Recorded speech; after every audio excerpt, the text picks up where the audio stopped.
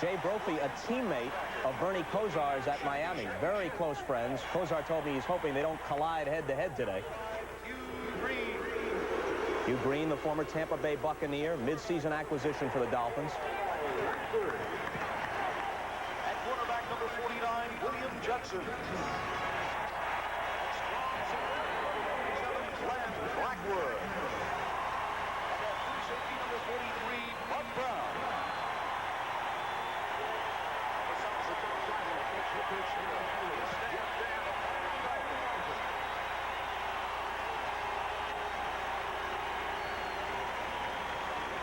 So the Dolphins introduce their defense to the fans of the Orange Bowl, a defense that at times has been suspect alongside their explosive offense. We'll see you at halftime. Cricky and Trumpy join us for the kickoff next. Today from the Orange Bowl in Miami, Florida, it's the AFC Divisional playoff game. The Cleveland Browns versus the Miami Dolphins. Brought to you by Mazda Cars and Trucks. The more you look, the more you like Mazda value. By GTE Sprint. When you call Sprint, you've got the future on the line. And by Coors and Coors Light. Beers with a difference worth tasting. Big game day in Miami. The Orange Bowl sold out again as the Dolphins come into this playoff game with Cleveland with 7 straight wins. Good afternoon, everyone. Don Cricky with Bob Trumpy on a perfect day in South Florida, warm and sunny, just like the Dolphins like it. As you know, beating Miami in the Orange Bowl takes an exceptional effort. The Chicago Bears couldn't do it. No team has this season, and Trump, the odds makers, don't think the Browns have much of a shot. Well, Don, most people, when they play the Miami Dolphins, feel to beat the Dolphins, you got to keep the ball away from Dan Marino. Cleveland has that opportunity with a set of great running backs. These two, just the third set to combine for 1,000 yards each in a season. Interestingly, Pittsburgh had a pair in 76. Franco Harris and Rocky Bleier, they win the Super Bowl. Miami had a pair in 72. Mercury Morris and Larry Zonka, they win the Super Bowl. These two guys for Cleveland have 477 rushes by their running backs, accounted for 466. The Miami success centers around a phenomenal passing game. Quarterback Dan Marino makes it happen fast. He again led the National Football League with 30 touchdown throws this season, and he's been going more and more, Trump, to a wily 12-year veteran, Nat Moore. Yeah, Clayton and Duper get an awful lot of attention, but in this season, a season where Nat Moore almost retired, as Axe told you in the pregame show, on third down situations, Dan Marino is looking to that wily veteran. He's got 51 catches, 7 touchdowns, his most productive season for the Miami Dolphins, and this is where Cleveland's going to have problems. We know their cornerbacks are good in bump and run on the outside. How do they handle Nat Moore on the underneath coverage third down situations? Dan Marino's only 24 years old, has already thrown almost 100 touchdown passes. His counterpart with Cleveland, Bernie Kosar, is a 21-year-old rookie. But Trump, they say him coming back to the Orange Bowl is like Brer Rabbit back in the Briar Patch. Yeah. And apparently the week in Vero Beach helped Bernie Kosar a great deal. They got a lot of work, a lot of good work, and he loves playing down here in this heat. Well, he's got heat.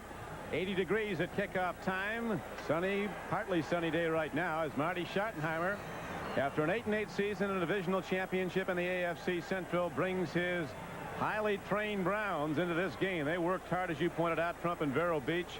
Really felt that their team progressed greatly, particularly Kosar. He said he really came alive during the week. Awful lot of weight on that young man's shoulders, too. He's the youngest quarterback in the NFL, playing where he became famous. Don Shula loves this place. They're 8-0 this season. Have lost just once here in the last 2 regular seasons. 15-1 over the past 2 regular seasons at home are the Dolphins. The Raiders beat them last year. 84, actually. Here's a kickoff now downfield. Driven into the end zone by Reves, and it'll come out to the 20 for Cleveland. 1st and 10 for the Browns. Bernie Kosar of University of Miami fame. We're at age 19. He quarterbacked that school to a national championship. His offensive line has gotten a lot stronger as the season's gone on. Holden, the right tackle. Steve Bolden, a very strong blocker. They like him. Ozzie Newsome, 62 receptions this year. And the Browns get back their best deep threat for this game. Clarence Weathers is back. He can fly. Brennan's the other flanker. Byron Mack, 1,000-yard rusher. The line's in a nice set. Now they open it up.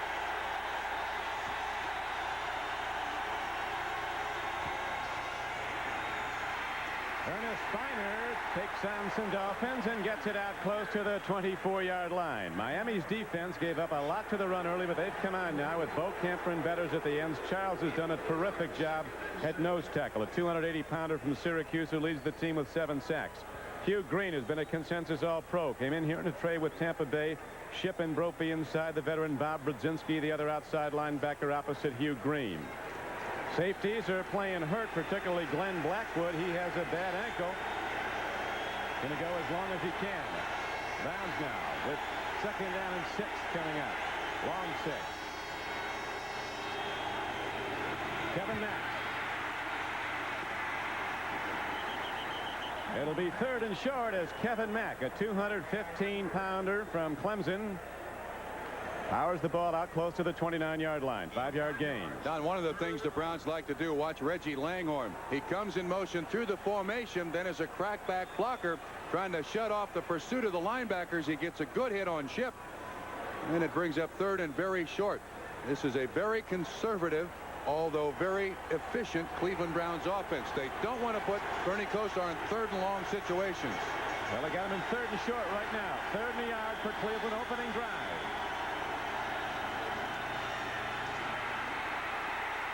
Kevin Mack looks like he might be a foot short. He's chopped by Hugh Green. The spot means everything here. Dolphins did a great job of stringing this play out. These running backs block very well for each other, but you can see that 40 Kozlowski does a great job of disrupting the seam in the defense. Running back had no place to go. 3 downs and out. And Hugh Green made the hit that took him down short of the 1st down. So now Tommy Figueredo's back as Jeff Gossett is ready to punt for Cleveland.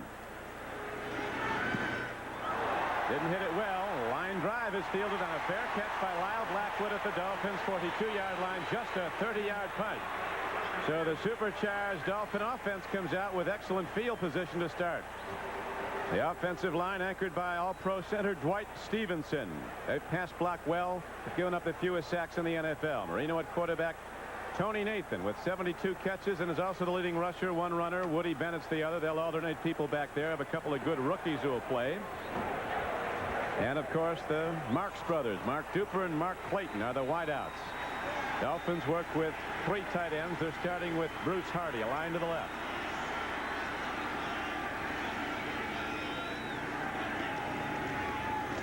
Bennett. Dan Rogers, the free safety, got it, and Woody Bennett almost went the distance. A 17-yard gain as it is. So the Dolphins break a big play on their first from scrimmage. Surprising play to start the football game by the Miami Dolphins. This is a team that has not run the ball very well. But I think this offensive line of the Miami Dolphins, they're upset that no one gives them respect for the running yards that they get for Nathan and for Bennett. That surprised Cleveland more than anything else, Don. 17-yard gain. Now Marino ready to strike on 1st and 10. Dan Marino, who makes it happen fast, goes to tight end Dan Johnson, and he's inside the Cleveland 35-yard line. A look at the Browns defensively. Golick, the middle guard, the nose tackle Bob Golick is heading to the Pro Bowl. Linebackers, the strength of the defense. Chip Banks, a Pro Bowler.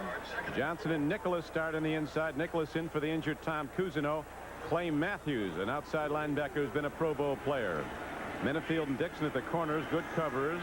Safeties are strong. Defensive secondary, a good area of the Cleveland team. 2nd down run by Tony Nathan, and the Browns shut him down. Coming up to fill was Chip Banks. 4 years in the league, 3 times a starter in the Pro Bowl. Don, I noticed at the outset the Cleveland Browns, known for bump and run cornerback coverage by Dixon and by Minifield, backing off of Clayton and Duper at the start of the ball game. There are 2 schools of thought when you play against Dan Marino. If you blitz him, most people say you get killed. The other choice is, of course, put as many guys back in coverage as you can, make him throw into the zone. 1, 2, 3, 4, 5, 6 DBs now for the Cleveland Browns. Marino setting in the shotgun at the 39-yard line of Cleveland. Pat Moore. Nice breakup on the play. Coming up to get it was the strong safety Al Gross. One of the big things we want to watch all day is who matches up with Nat Moore, this gifted third down receiver. This time it's Felix Wright, 22 on the inside. He gets by Felix Wright, but Wright does the correct thing. He stays underneath the receiver. I think Marino's first choice would have been Nat Moore. That's great coverage by Felix Wright on that play. Reves, the rookie kicker, has the longest this season of 49. He's ready to try a 51-yarder for the Dolphins. Wind should not be a factor. Right down the alley, Juan Reves puts the Dolphins on the board with 10:34 to play in the first quarter. Miami takes a 3-0 lead.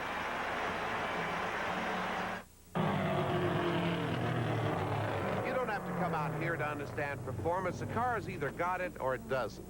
Now, if having more driving fun makes sense to you, you're going to like Mazda 626. It's got a... After that third down play, Nat Moore goes straight to the sideline, picks up the phone, talks to David Shula upstairs, says, I got Felix Wright in coverage. Next time we'll do this. Browns coming up short on a third down, and a short punt by Gossett of just 30 yards, and the Dolphins quickly turn it into points, breaking a 17-yard run by Woody Bennett, and then a career longest 51-yard field goal by Fuad Reves. So it's 3-0 Miami. 80 degrees and sunny in South Florida as Reves, a two-step kickoff man, hits a popper inside the 5. And here comes Glenn Young. White shirts sweep him under at the 19-yard line. An 18-yard return, so Kosar and the Browns offense gets a second crack at it. Joe Rose was down to make the first hit on special teams for Miami. Early stages of a football game, emotion is determined by the defense and the special teams. Glenn Young, the leading kickoff returner in the AFC, got nothing there. Miami, as you expected, come out with a head of steam already. Shula does a great job getting this team ready for playoffs. Don Shula's birthday, 56 years old today. It's Bernie Kosar, who's 21, 11 starts for Cleveland. He's 4-6 as a starter.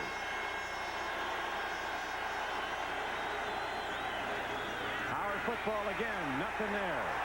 Biner takes it, and Mike Charles throws up a blocker and makes a jolting hit on hit. Number 71, the nose tackle. If there has been a big change in this defense of the Miami Dolphins, it's been the play of Hugh Green. He now knows the defense under Chuck Studley, does not go out there tentative. He knows where he's supposed to be, what he's supposed to do. You see that shield over his eyes. He had an eye problem in Tampa. It's licked, but he still likes wearing the shield. It could be Kosar's first throw of the day.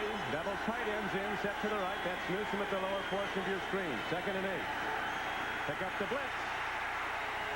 Biner fell down. He was open, but fell trying to cut out of the 25-yard line. So it's 3rd and 8 as Hugh Green's playing a lot of football early in this game. Well, he can play a lot of football. He's a great coverage linebacker also. You see him on Kevin Mack here. That's contact, or excuse me, that's Biner out in the flat.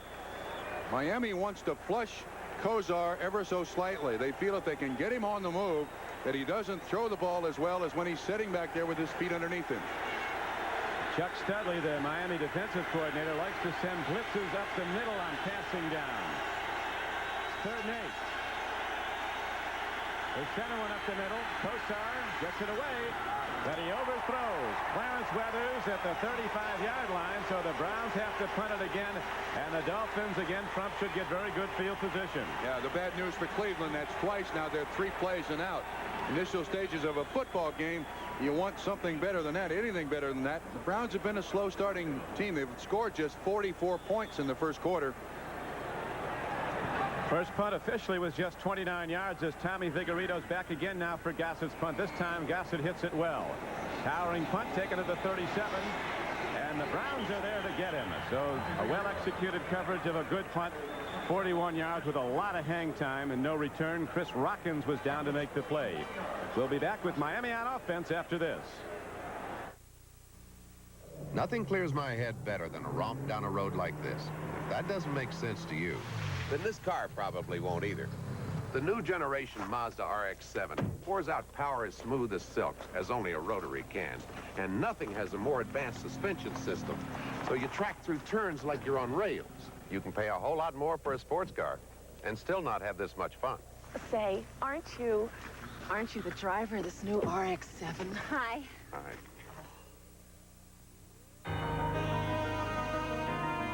Welcome aboard. Thank you very much, ladies and gentlemen. Now, before I bring on our little Italian mouse, Topo Gigio. Hi, could you tell me a nice place to stay, please? There's a Hyatt house down the road. On the main streets of America, there is a changing of the guard. From a generation who started businesses close to home in a much simpler time, to a generation who knows long-distance telecommunications is no longer a luxury, but a necessity of business life. A generation who demands the economy, innovation, and quality that is the once and future trademark of GTE Sprint.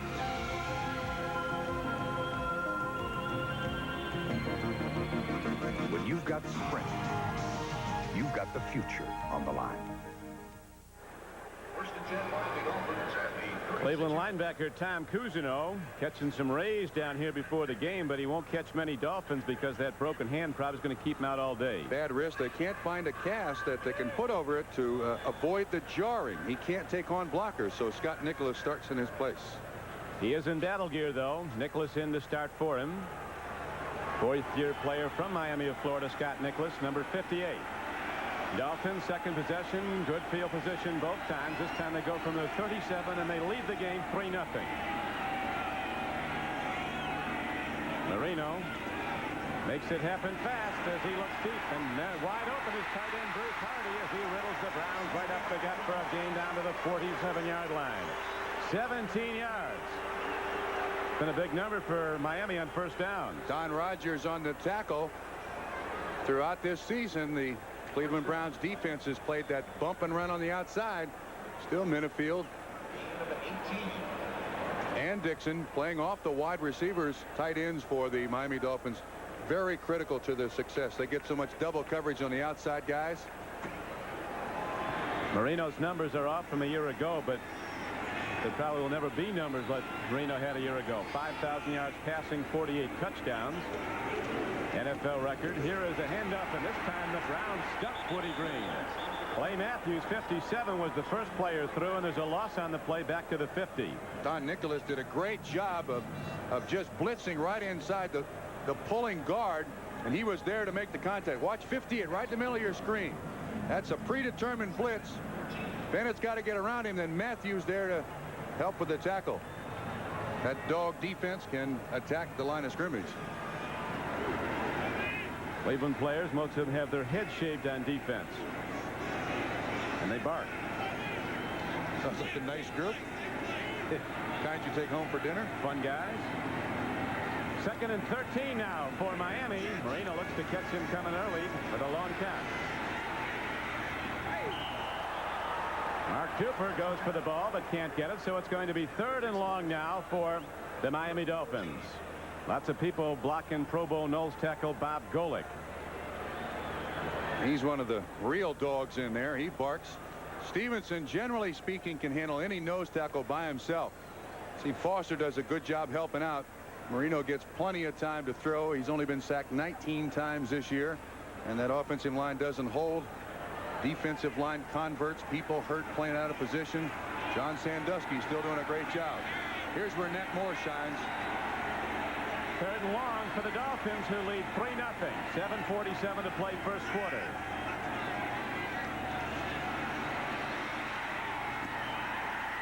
And Marino hits the deck hard as on the pass rush was number 91 Sam Clancy, and for Dixon on the coverage, so the Brown defense bites.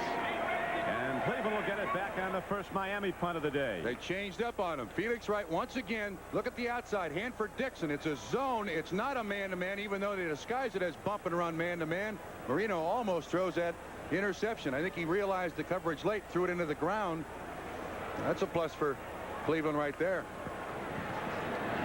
Marino did have one problem throwing the ball. It was his 23 interceptions. Only two quarterbacks threw more. Roby booms a high punt. AFC's best punter forces Brian Brennan into a fair catch at his 17-yard line. So Cleveland with a third possession now, all three deep in their own end. Coach Schottenheimer fired up. Give me a light. Back at the Orange Bowl in Miami, Don Criqui with Bob Trumpy. 7:33 to play first quarter. Cleveland Browns with the ball, trailing Miami 3-0 in this divisional playoff game. Bernie Kosar gives up, and the Browns get some power back running from Kevin Mack, who takes it across the 30 for a gain of 8, almost 9 yards. State-of-the-art treatment for a bad ankle. Glenn Blackwood. This is Glenn in the locker room yesterday being treated with some kind of an airbag. Must have worked because he's out here today. Yeah, a week ago, Glenn Blackwood could not have played with that bad ankle. But he has it over taped, and he's going to do the best he possibly can, go as long as he possibly can, and give way to his brother Lyle. He's the man who calls the defensive signals for Miami. He leads them in interceptions with 6. Integral part of the Dolphin defense, Glenn Blackwood. He's in there now. Second and short yardage. And Kevin Mack puts his head down and doesn't get a thing. Doug Betters fought off tacklers and rode him down, so it'll be third and short yardage again. Kevin Mack played in the U.S. Football League after coming out of Clemson, and then came in as an NFL rookie to Cleveland, rushing for over 1,100 yards. 5 yards a carry average. My estimation should have been the NFL's Rookie of the Year. He did an outstanding job for a team that last year was finesse. Cleveland's first down of the ball game. Schottenheimer done an excellent job. Last year, I think the Cleveland Browns could best be described as a finesse football team, and this year they are a very physical football team. 6:30 to go, as you just saw. Now are looking at a view from the Goodyear Blimp Enterprise from Pompano Beach, Florida. The pilot is Captain Don Plaskonic from Randolph, Ohio, who played college football at the University of Miami. Right now, with the spot giving the Browns a first down, they're ready to go now. 1st and 10. Kevin Mack, Lil Japose, and Kevin Mack, a power runner with speed, working hard and gets 11. Whoa.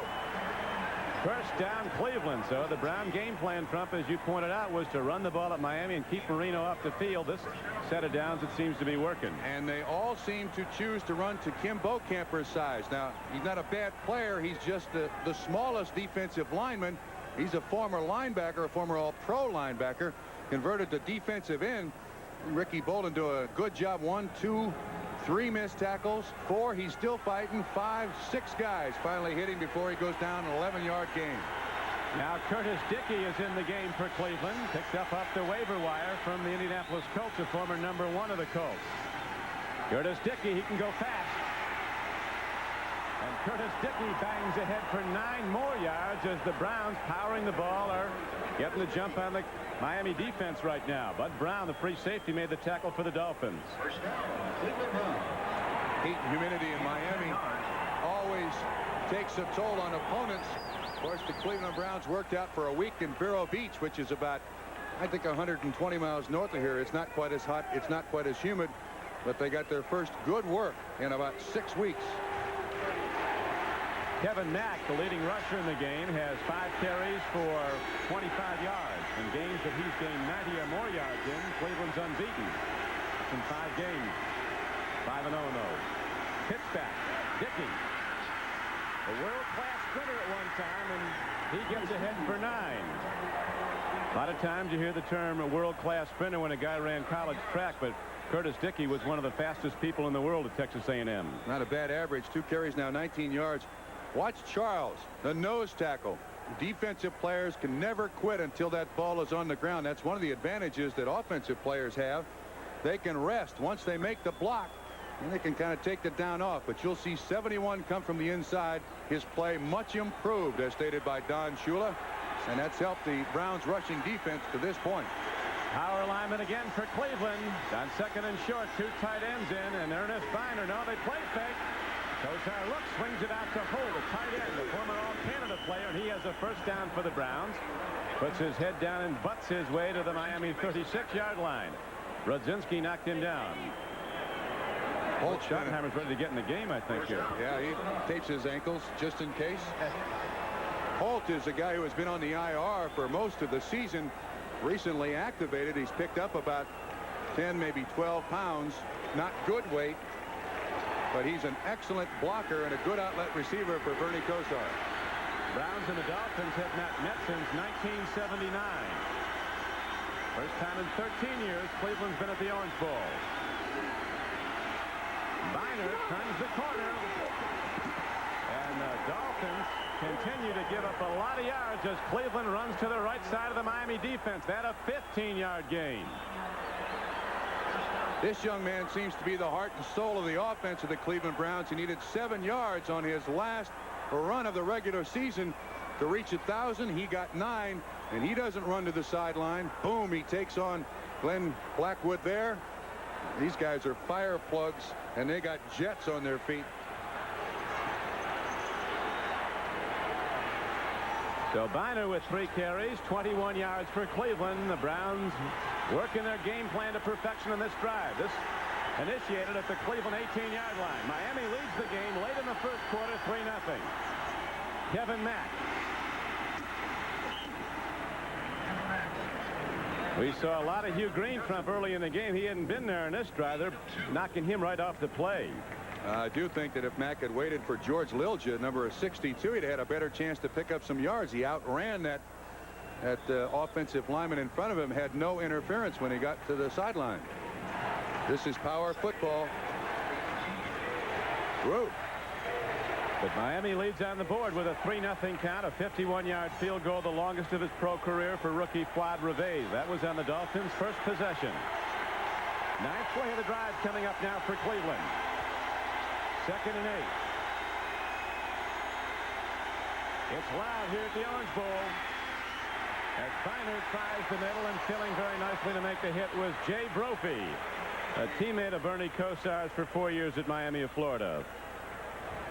To this point in the ball game for the Cleveland Browns, averaging 8.5 yards on each first down. That gives you a 2nd and 1.5. Any coach can look like a genius.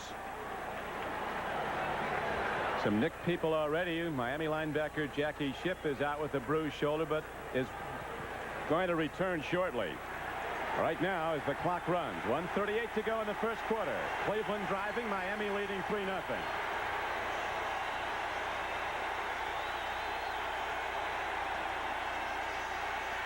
Open man. Ozzie Newsome, he's in for Cleveland, and the Browns take the lead.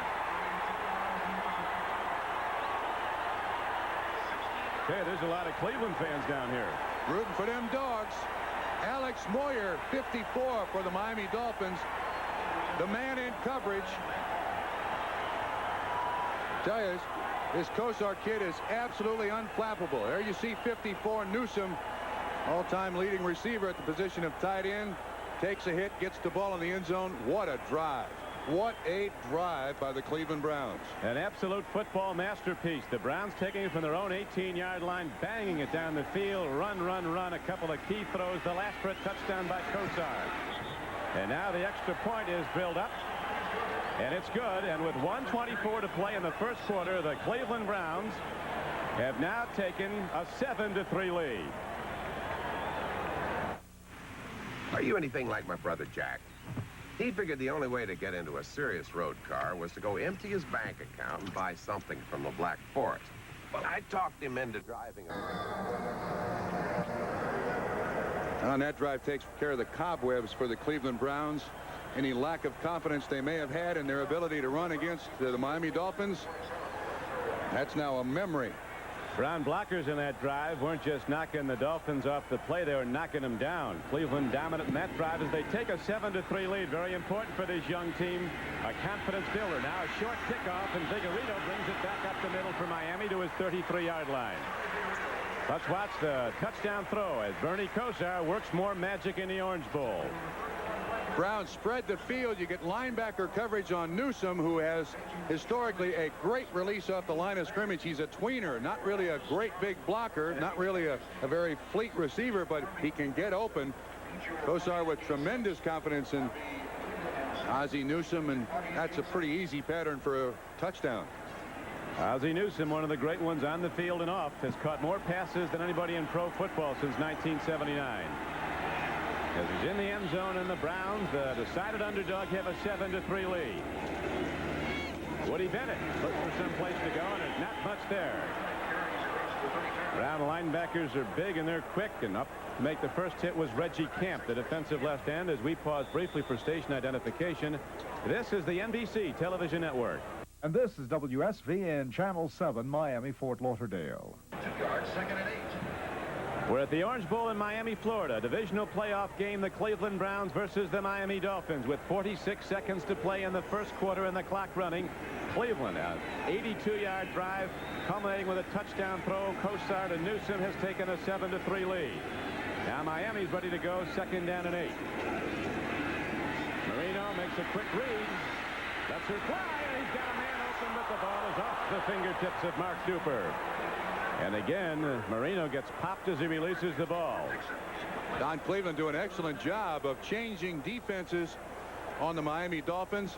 Here you see Dixon. It appears to be bump and run, but that's the double rotation zone. Corners up, safeties out, and he's kind of lost there for a minute, is Mark Duper, but because Marino is flushed slightly from the pocket, he can't really put the ball where he wants to. So far, the defense of the Cleveland Browns done an excellent job of confusing Dan Marino on the final coverage. 2, 4, 6 DBs now for the Cleveland Browns, Don.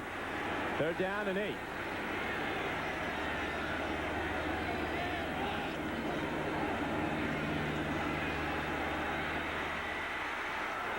Marino does very well to release the ball as he was about to be sacked, and the Cleveland pass rush has beaten the Miami offensive line. So after the Dolphins took it down the field on their first possession, kicked a long field goal, this game has been decidedly Cleveland's. This could have been a sack. It appeared to me that Dan Marino was in the grasp of Bob Goley. He's got him by the knee, still gets it off. He's going to net more once again. Cleveland doing an outstanding job of disguising coverages. Gola can work those takedowns. He was an All-American wrestler at Notre Dame, as well as an All-American football player. A kick downfield. Brian Brennan forced into another fair catch by long ball hitter Reggie Roby, and so the Browns again start deep in their own end after a 48-yard punt by Roby. Kosar ready to come out. The playoffs continue tomorrow on NBC Sports as the Patriots, a surprise club, and getting back quarterback Steve Grogan for tomorrow's game, head into the Coliseum to take on the bad California boys, the LA Raiders. The action starts at 3:30 Eastern time with NFL 85 and your host Bob Costas. Be with us tomorrow on NBC Sports for more NFL playoff action, the Patriots and the Raiders.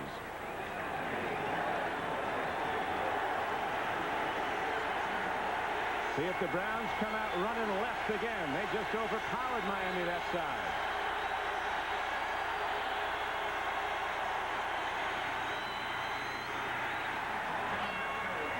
Kevin Mack runs the ball. An overmatch here, at least at this point in the game, Trump, is the blocking of Harry Holt, who's been out with an injury, a former All-Canada tight end, number 81. He has been knocking Hugh Green 5 yards off the line with just drive blocks. At the end of the first quarter, the Browns a surprise 7-3 leader. Hi. Hi. Guess what? What? The authentic Super Bowl program. Send your check for $5 plus 95 cents. The Cleveland Browns came into this playoff game an underdog looking to run the ball, and they've been running it very well. As you see the time of possession and the yards rushing, Cleveland with almost a 4-1 advantage on Miami running the ball. Marty Schottenheimer was one of the few people, I think, Trump, that thought Cleveland could win this game. He said, we're going to win it. Yeah, well, at least they've established now something they can do offensively. I would expect them to continue to do that. Double tight ends until Miami stops them. Kosar, good play fake, and he gets Steiner up the middle. Look at that hit. That was Hugh Green.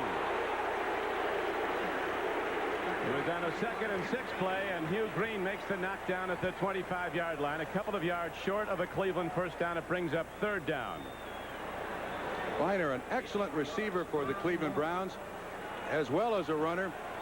He had 45 catches through the season, and Kosar's taken no chances throwing that ball down the field. He does not want any turnovers here. That's a pancake by Hugh Green. That's what they call those. Think they'll come this way? They've been doing it, running right at the left side. Back right. That's Ernest Biner. Head down. He's got a first down for Cleveland out to the 29-yard line. Now, I'll make this observation. It appears to me that they are running behind Harry Holt. Wherever he lines up, that's the side they're going to choose. Double tight end formation. Holt the better of the two blockers between he or Newsome. Big guy too, 245. He can stay fresh today. He may be the key to the Cleveland Browns' success. He's really been knocking linebackers off the play. And right now, Cleveland with a first down sets up again with the power formation. Newsome, tight end line to the right, lower portion of your screen. Holt, a 250-pound blocker at the top. Bernie Kosar has to unload. Comes back to Holt. And Hugh Green is there to make a hit. Yard loss. They're yelling Hugh. Now the problem with Holt here, it's a delay, and he's an outlet receiver for Bernie Kosar, but he doesn't do anything. You see Green trying to hold up Ozzie Newsome at the line of scrimmage. He just stands there. Don't wave. All it does is bring attention to yourself, and this is the result. Try to hide, you know. So Hugh Green, who was getting beat on some of those running downs in that Cleveland touchdown drive, now delivers a couple of major plays. 12:46 to play. First half, clock running. Browns with the ball and a 7-3 lead over the heavily favored Dolphins. Second and 14 with the ball's position. Good pass blocking. Incomplete at the 33-yard line. Hugh Green separated Ozzie Newsome from the ball. There should have been a flag there. Hugh Green had Ozzie Newsome's shirt all over the place. He got away with one. Now watch Newsome on this spin. First the release. Nice little move. Now watch Hugh Green. Right hand pulling the shirt, trying to keep him from spinning. Ball thrown on time. That's great coverage. You get, hey, look, you got to take your chances. Sometimes you get away with it. Sometimes you don't. Hugh Green, the 1980 College Player of the Year at the University of Pittsburgh. Now the situation Cleveland hoped to keep young Bernie Kosar out of, third and long. As the Dolphins will be teeing off and coming with a three-man rush. Kosar lets it fly. Brian Brennan is leveled by Bud Brown. Brennan's all right. But Cleveland has to punt the ball to the Dolphins. That's a busted pattern. Somebody ran the wrong one. Clarence Weathers and Brian Brenner were within 3 yards of each other. I thought if Weathers put his hands up or makes an attempt to catch that ball, he's got it. Watch this once again. You don't want two receivers this close to each other at the end of a play. You see there? Almost lights out for Brian Brennan, but he's all right now. Vigorito fields a punt. Tommy Vigorito of the Dolphins gets back to the Miami 30. That was a 56-yard punt by Jeff Gossett of Cleveland, an 11-yard return. The Dolphins have it trailing by 4. 57 yards. The game that counts. Today's game is brought to you by Ford and your local Ford. Downtown Miami, Florida, on a picture-perfect day, 80 degrees and sunny. It's been that way for 10 straight days. A big week in Miami, capped by another superb Orange Bowl as Oklahoma was crowned national champion Wednesday night. And now the Dolphins pack the Orange Bowl, taking on the Browns with Miami trailing 7-3. Marino with a quick throw. And he gets Tony Nathan out of the backfield, ahead for a gain of about 6 or 7 yards. Marino now 3 of 8 throwing. Scott Nicholas was the man in coverage. Eddie Johnson finally with the tackle. That's the value of a Tony Nathan. Very quick, can run the ball. He's their leading rusher. He's their leading receiver. He is so tough to cover with a linebacker. It's Nathan's 73rd catch of the year. And he also leads the Dolphins in rushing, averaging almost 5 yards a carry. Dan Marino probably drops to throw, makes his read, and fires as fast as any quarterback has ever played. That's why he's been sacked so few times. And now Joe Carter, another Alabama back, takes the ball on 2nd and 4. And he runs for a Miami first down across the Dolphin 40. Hanford Dixon knocked him down. Carter comes into the ballgame averaging 5.4 yards per carry. But let's watch the old man on this team, Nat Moore. Not only does he catch, he's got a block. Good job on Eddie Johnson. Was it? That seals the corner. Joe Carter, a nice pickup of about 8 or 9 yards. Joe Carter, the man who just carried, is the only Miami back to rush for 100 yards in a game in the last 3 seasons, believe it or not. Swing pass goes to Big Woody Bennett on first down. And Bennett fights tacklers out to his 49-yard line. A gain of 6. That's Bennett's 11th catch of the year. They don't throw to him very often. When they do, he appreciates it and gets him some yards. Big blocker. And you'll remember ripped off that 17-yard run on Miami's first play from scrimmage, and subsequently the Dolphins kicked a 51-yard field goal to take a 3-0 lead. Then after Cleveland's 82-yard drive capped by the touchdown throw Kosar to Ozzie Newsome, the Browns led it 7-3, and that's how it stands right now. 10:49 to go, first half.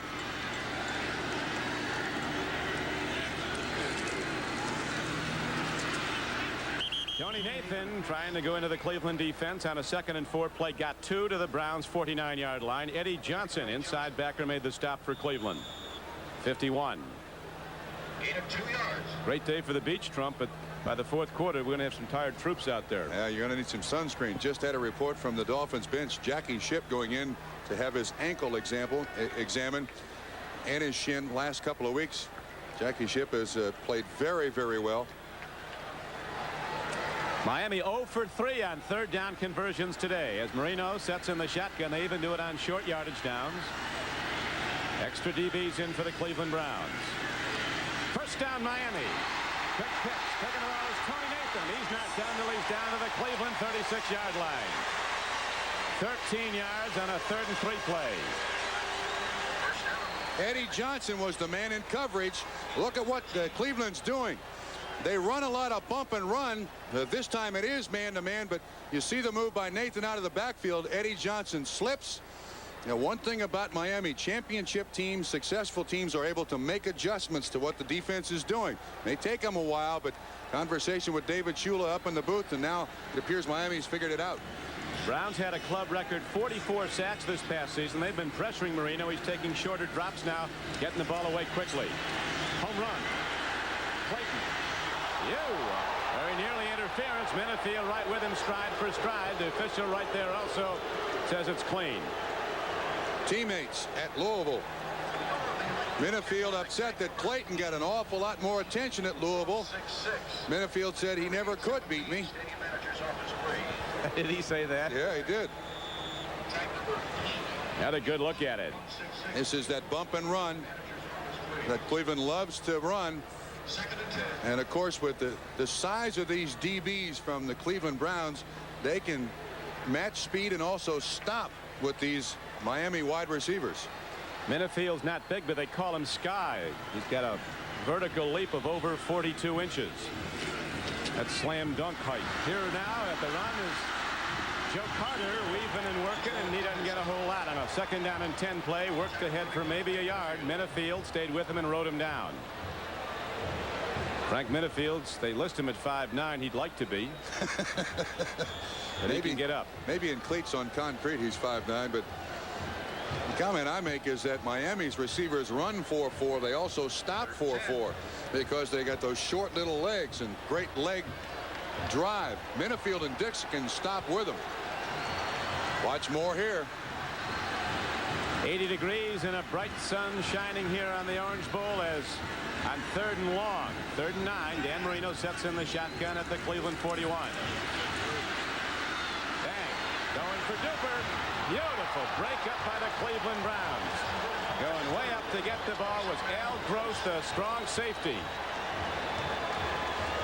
Don, they're doing a great job, the Cleveland defensive backs, when it's not bump and run. That's the strong safety rotating out to double cover the wide receiver. They're giving Miami a lot of different looks. Look at there. That's a difference in 6'2" to 5'9". Great job. Dan Marino was pressured again by Sam Clancy, number 91. And Al Gross, the strong safety, was the man who tipped the ball away. Now a 3rd punt of the game coming up for Roby. Averaging 40 on his first 2. But his hang time is the thing that has been excellent. There's been no return yardage by Cleveland. Another wedge shot. Another fair catch forced inside the Cleveland 15-yard line. So the Browns again get a possession deep in their own end, but they do lead the game with 8:15 to play in the first half. It's Cleveland 7, Miami 3. Best and brightest of the bowls are on NBC.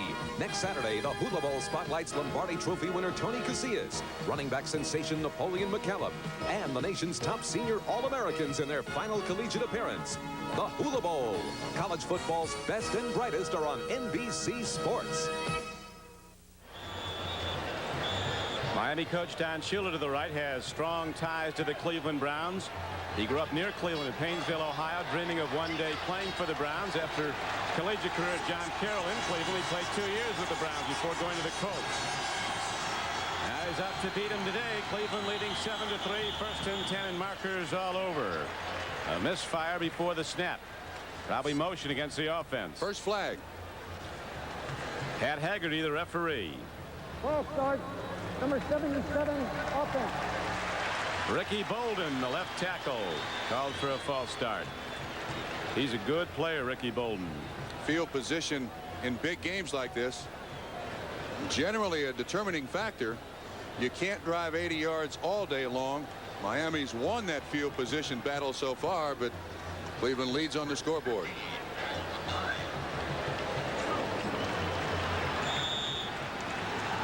Two years ago, Bernie Kosar worked magic for the Miami Hurricanes when they upset Nebraska and won the national championship on his Orange Bowl field.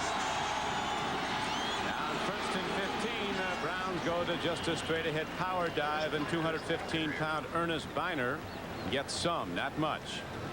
Before long, Trump, we're going to see Kosar go deep to Clarence Weathers. He's the deep threat. Jay Brophy on the tackle. I talked to Greg Landry yesterday, Ernie Kosar's personal coach, the quarterback coach of the Cleveland Browns. He said has the best touch of any quarterback he's ever seen throwing the ball long. That's a rare ability. And at age 21, he's only going to get better as Bernie Kosar now sets his team with 2nd and just over 10. Browns 7, Dolphins 3, second quarter. 7:30 to play in it. Biner. And he gets out across the 20.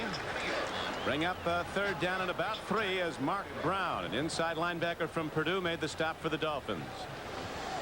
Brown playing because of the injury to Jackie Shipp. Mark Brown has a bad ankle, forced into the lineup. One of the advantages you have when you have a great running team, when your defense sets on 3rd and long or 2nd and long for a pass, you can still run the ball. We don't like those people in East Carolina mad at us. Ernest Biner played at East Carolina, at Oklahoma State. 3rd down and 3 as dropping to throw is Bernie Kosar.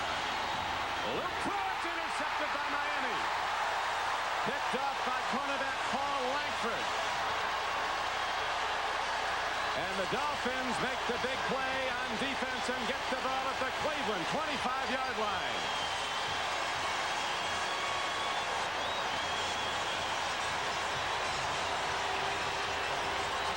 One thing that young quarterbacks have to learn in the NFL is not to stare at the receiver they're going to. You can see him follow the receiver all the way across the field. The rest of the defense just reads that. Intended receiver Brian Brennan. And from the minute Bernie Kosar got the ball in his hands, that's where he was locked on to. That's his 8th interception of the 1985 season. Now Dan Marino, who likes to strike quickly after the turnover, sets his team 1st and 10. Clayton might have heard footsteps. The throw was right where it had to be, but Mark Clayton looked back, took his eye off the ball, and it'll be 2nd down and 10. And for Dixon on the coverage, and I believe you are correct, he looked a little shy putting his hands out there for that one. There is a philosophy of some defensive coaches that you let guys catch the ball, then you hammer them. And this Cleveland defense does that. It was interesting, Trump. Marty Schottenheimer, looking at the films of the Dolphins, says they're 50-yard pass plays. They're not 50-yard throws. Most of them are 15-yard throws and 35-yard runs. He said we've got to make the tackle when they catch the ball. Marino now 5 for 13 throwing the ball, 51 yards. 6:34 to play in the first half, and the Dolphins trail underdog Cleveland 7-3. A lot of time for Dan Marino, and he makes a pitch down to the 19-yard line to Tony Nathan. Nicholas on the stop for the Cleveland Browns. You can see that Dan Marino is going to outlet receivers all over the field, Don. Browns doing a great job of disguising coverage. And you can see everybody dropping back. They got That's a total zone coverage, too deep. And when that ball is thrown underneath, Nicholas, he reacts to that throw underneath and makes a tackle. Brings up about 3rd and 4, I'd say. Tony Nathan, who caught 72 balls in the regular season, has 3 catches today for 26 yards. 3rd down and 4, Miami. Another strike. Tony Nathan, first down, Dolphins, 9-yard line of the Browns. It's 1st and goal, 10-yard gain. Now you see what the Dolphins have done. They started out this game trying to get the ball to Nat Moore on the 3rd down situations. They discover the matchup. Tony Nathan on Eddie Johnson, and Dan Marino exploits it right here. Second time we've had single coverage linebacker on Tony Nathan, and he turns it into a 1st down. You got to adjust. That's all this game is, a game of adjustment from 1st down to last. Remember talking to Mike Ditka when he was down here at that Monday night game, only lost to the Bears. He said Nathan's the killer. They had talked about everybody else, and they're all good, but he said Nathan makes more big plays than anybody out there. Out pattern, a throw and a catch. Bruce Hardy diving at the ball, and he makes the play down close to the 7-yard line. Curtis Weathers backing the line on the outside was on the play. That's the outside half of the slant pass. Duper and Clayton so very, very quick. Go down 5 yards, turn inside, head for the goalpost. Pattern made famous by Paul Warfield down here. Covered well by Cleveland. He goes to the outlet receiver once again. He's not gotten his primary receiver yet today, Don. 8 of 16 is Dan Marino for 69 yards. Dolphins, high-scoring team, have not been in the end zone yet, but they're close now. 2nd and goal. Trailing 7-3 Miami. Tip ball, and Clayton has it, but he's out. It's not an inbounds catch. Chip Banks was putting the heat on Marino. That's also the Cardinals. Minifield versus Clayton. Former teammates, half roll. You don't see Miami do this very often, but ball is tipped at the line of scrimmage. Minifield is all over Clayton. Good call by the official. 3rd and goal. Excellent second look. Our producer today for NBC Sports is George Finkel. Our director, John Gonzalez. Executive producer, Michael Weissman, with us as with 4:17 left to play in the first half. The Browns, a decided underdog, continue to lead Miami 7-3. Dolphins challenging. 3rd and goal.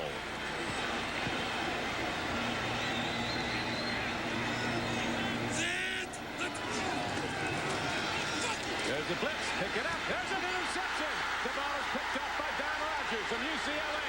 Open field. Marino can't get him. And finally, he's tripped up as he crosses the Cleveland 40-yard line. So that Miami drive, you remember, started with a Dolphin interception of Kosar, and now the Browns take it back in their end zone.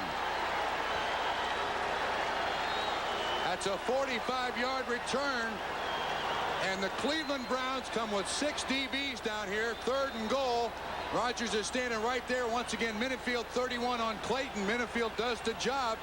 The Cleveland defense is doing an outstanding job of just confusing Dan Marino as to exactly what he's facing. Rogers has had a fabulous year. He's the first Cleveland defensive back to lead in tackles in 8 years. It's all been linebackers prior to that. All-American at UCLA, a power hitter, and a big play man as he takes it back 45 yards. And now the Browns start this drive with their best initiating field position. Kevin Mack on 1st down runs it to the 49-yard line where Mark Brown brought him down. See the game clock ticking down to 3:55 to go in the first half. Clay Matthews sidelined for the Browns with a groin pull. He's troubled him all season long. Chip Banks wants to get right up on top of that fan. Get in it. Put ice on me, anything. It's just debilitating heat down here. You're a good case in point. Did you get a severe dehydration down here? Should have been in shape, Trumpy.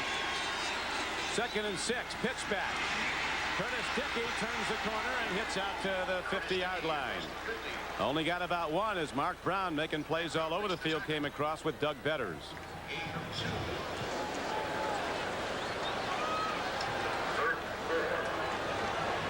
Tough choice here for the offensive coaches of the Cleveland Browns now. 3rd and 4. I think I'd run the ball as Dan Marino still trying to figure out exactly who his key is and what the defense that the Cleveland Browns are running. Browns coming in, well trained on both sides of the ball for this game. They've run it well and have defended well against the rifle arm of Dan Marino. Play fake, Kosar, swing pass out of the backfield, and coming up with the ball is Herman Fontenot, and he is very close to a first down. He has one for Cleveland. Well, they spot the ball. It is a first down as he's inside the 45-yard line of Miami. So the Browns go into their bag of tricks, and it works. William Judson on the tackle. Nice conservative play call by the Cleveland Browns. You fake the binder up front. And the swing pass is just like a handoff. It's a sweep with a pass. Judson on the tackle, but Fontenot does get the first down. Herman Fontenot, the only rookie free agent on the Cleveland team. Schottenheimer's brother coaches for Bill Arnsparger at LSU and recommended him. It's first down and 10. Kevin Mack busts up the middle and takes it down to the Dolphin 33-yard line. The Browns inspired after that big play in the end zone by Don Rodgers, the interception and subsequent 45-yard return that stopped the Dolphin drive. And now Cleveland heading for the end zone. Mack averaging 5 yards per carry throughout the season. He's deceiving both in strength and in speed. He now has 9 carries for 48 yards. And each time a running back from the Cleveland Browns fires through that line of scrimmage, boy, hands on the Cleveland Browns sideline, fire up in the air. Browns very ready to play football, and we'll be back with Cleveland in the lead 7-3. Blowing the Miami Dolphins defensive line way off the ball, Don. Stamina is maybe the most important factor in winning in the Orange Bowl, though. The Dolphins are proven commodities. They can go the distance in the heat. We'll see if Cleveland can. As the Browns on first down take it down close to the 21-yard line, we'll be selecting the Budweiser most valuable player for today's game. You watch along with us and see who it might be, as we've had a lot of big plays in this one early, not the least of which was Don Rodgers' interception in the Cleveland end zone and return of 45 yards that's initiated this drive. So we'll be back to the Orange Bowl. Cleveland in possession, leading 7-3. Big Ford 4x4 pickup carry a Chevy pickup up this monster mountain of boulders. But now we're going to top ourselves by carrying a Chevy and towing a Dodge pickup up the same mountain. Because this year, Ford has the most powerful lineup of V8 engines, gas and diesel, of any pickup. And only Ford has independent front suspension for ground-grabbing traction. No wonder they're America's best-selling full-size pickups. The best-built American trucks are built for tough. Driven 10 hours a week, this toy could use $500 worth of alkaline batteries. Because when an alkaline battery goes dead, you throw it away. This is a GE rechargeable. When it goes dead, you don't throw it away. You do something revolutionary. You recharge it.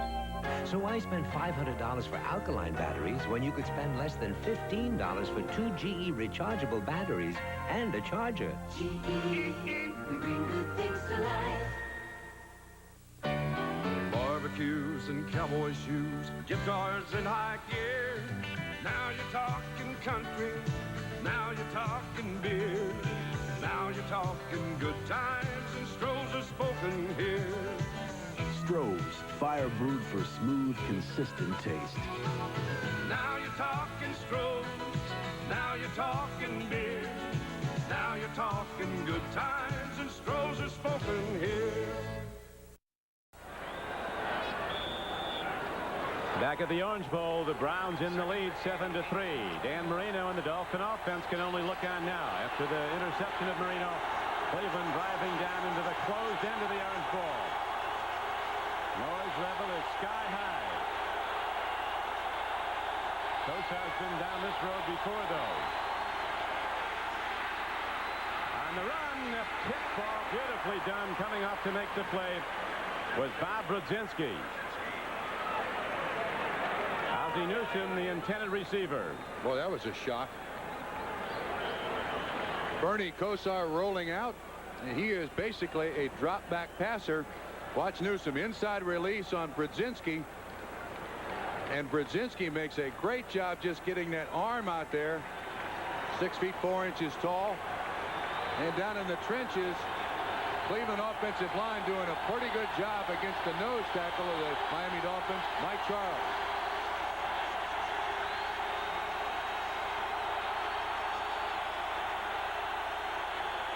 3rd and 8. End up to Ernest Biner, open field. He's heading for the end zone. Ernest Biner's going to get down to the goal line as he is. Touchdown, Cleveland. 3rd and long, they go to the run. It's a 21-yard touchdown run.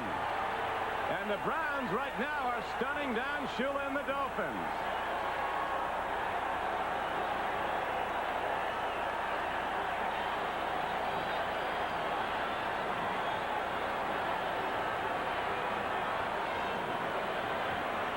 Browns doing an exceptional job of confusing the Miami Dolphins defense. In the 1985 season, there were 6 teams who had 100-yard rushers against this Dolphin defense. Cleveland Browns well on their way to having one today. Biner Trump has gained 60 yards already on 8 carries, 7-5 a rush. And now the extra point is up and good by Matt Barr. And with 58 seconds to play in the first half, some surprising numbers are on the Orange Bowl scoreboard. It is Cleveland 14-3. Bolden does a great job of pulling here and just leading down the field. This is one of the advantages a team has with 2 weeks to prepare for this football game. You can put some new things in. Obviously, a new formation and a new play from shotgun, something that the Cleveland Browns designed up there in Vero Beach. The Miami Dolphins probably had not seen on film, and it was just great execution. Got linebackers going one way. They come back with the counter the other way. Biner wanted that end zone bad, and he got there for the 11th time this season. And so the Cleveland Browns, who in some of the local papers were as much as a 2-touchdown underdog, have opened up a 14-3 lead. That's the lead blocker, Ricky Bolden. He does just enough good job, gets out there, finally makes contact. Might have been called a clip.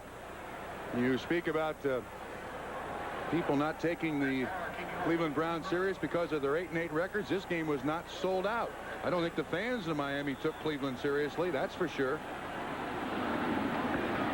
The game was sold out as of yesterday, and right now it's deafening silence. The Browns have taken the noise out of the Orange Bowl for the moment as Lorenzo Hampton brings it back.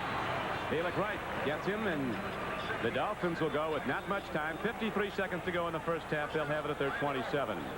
Travis Tucker was also on the special teams play. Dolphins are 8-0 in 1985 here in the Orange Bowl. So these fans aren't used to seeing those numbers on the scoreboard. Raiders were the last team to beat Miami in the Orange Bowl. That was in the '84 season. A wild shootout here on a Sunday afternoon. Counting last year's playoffs, the Dolphins are 17-1 at home over the past 2 years. Cleveland once again going with their 6 defensive backs now. 3-man rush, 2 linebackers.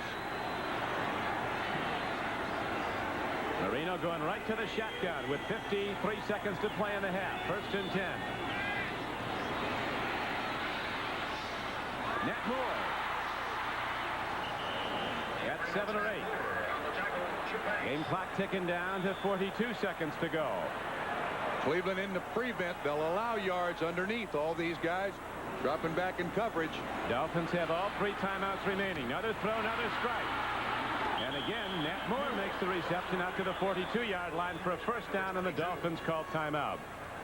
We'll be back with the last 29 seconds of the first half. Out on the town, flying around, pizzas disappear. The Miami Dolphins averaging over 28 points a game, held to just 3 in the first half by a Cleveland Brown defense that's been drilling hard for 2 weeks for this game. And the Browns now with a 14-3 lead with 29 seconds to play in the first half. Dan Marino and the Dolphin offense unable to unload the long ball successfully in this game. It'll happen, though. Yeah, they've gone to underneath receivers. The Cleveland Browns now running their prevent defense. They'll give up yardage in front of them, try to keep the receivers in bounds. Hope the clock gets to Miami before Miami can get to the end zone. Dan Marino's thrown 20 times, has completed 10 for 82 yards, 1 interception. There's a hard throw and well overthrown. Duper couldn't even make a play on the ball. Marino drilled that tight fastball right into the Miami bench. Reggie Camp putting the rush on. It's interesting, Trump, also, Cleveland said teams that have had success against Marino did it by rushing fewer people and keeping more back to cover. They've been doing that. I think they took a page from the San Francisco 49ers in last year's Super Bowl, dropping as many people back in coverage as you possibly can. Anyone who blitzes Miami and Dan Marino because of the quickness of their wide receivers just seems to get killed. 49ers dared Miami to run with just one linebacker in Super Bowl 19. Dolphins couldn't do it. Right now, though, they're setting to throw. 2nd down and 10. Joe Rose, the big play tight end, gets it down to the Cleveland 43-yard line. 16 seconds left, and the Dolphins take their second timeout. They have one left. That's a 17-yard reception. Once again, this prevent defense much maligned. You can see the idea, the 3-deep drop. All you're trying to do is let them catch the ball in front of you. Make sure that the guy is in front of you so you can make the tackle. They don't really care how many yards they get. The only idea for the prevent is to keep them out of the end zone. Not allow a touchdown. They'll give up a field goal, be very happy about it. But with 16 seconds left, they're betting that they can't get the ball down the field far enough for a Revay's attempt. And they don't care if they get 3 points. They just don't want a touchdown. Why is it in so many games we see the prevent defense do such poor preventing, though? Teams seem to lose with it. Well, I think what happens is the players realize they're in such a passive set defensively that they allow too many yards. They just begin as soon as the snap count starts backing up. And you get a block by another wide receiver and somebody breaks one loose. But with 16 seconds left here, I mean, they're 42 yards away from the end zone. I repeat, you'll give them 3 points. You don't want to give them a touchdown. Browns getting their 2 touchdowns to build a 14-3 lead they hold with 2 very impressive drives. The Cleveland defense so far has kept Miami out of the end zone.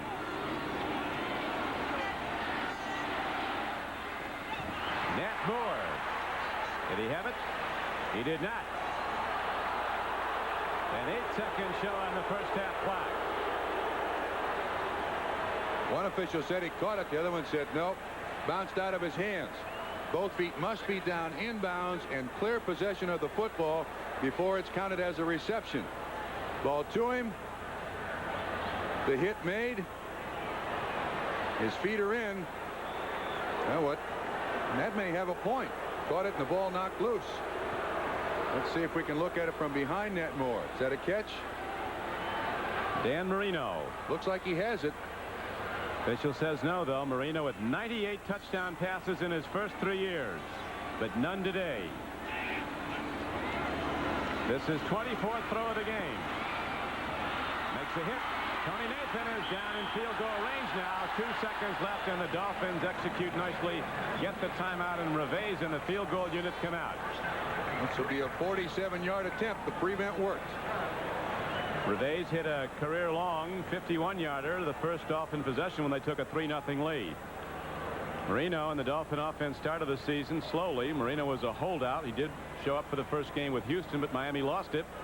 And, of course, Mark Duper missed virtually half the season with a leg fracture. That allowed defenses to double coverage Mark Clayton, so he didn't have much of a year till Duper got back. True. Miami was 5-4 at one point in this season, counted out by everyone except Don Shula. Then they win 7 straight. And once again, for the 13th time in 16 years, they either won outright or shared the Eastern Division title. Marty Schottenheimer, a defensive specialist. He was an linebacker at the University of Pittsburgh and with the Buffalo Bills was defensive coordinator of the Cleveland Browns when he moved up to the head coaching job midway through the '84 season. He's worked up a sweat there on the sideline, and he's prepared this defense very well for the Miami Dolphins. So far, Miami's been confused. Schottenheimer said, we don't care who thinks we belong or don't belong. Everybody that's in the playoffs, 10 teams start out 0-0. We have as good a shot at anybody. He said our goal is to go the distance to win the Super Bowl. That'll take some doing. Revay's isn't close. So the first half ends with a miss hit by the usually reliable Quad Revay. And the Browns lead at halftime 14-3. NFL halftime activities will continue in a moment. We'll be right back after these messages from your local station.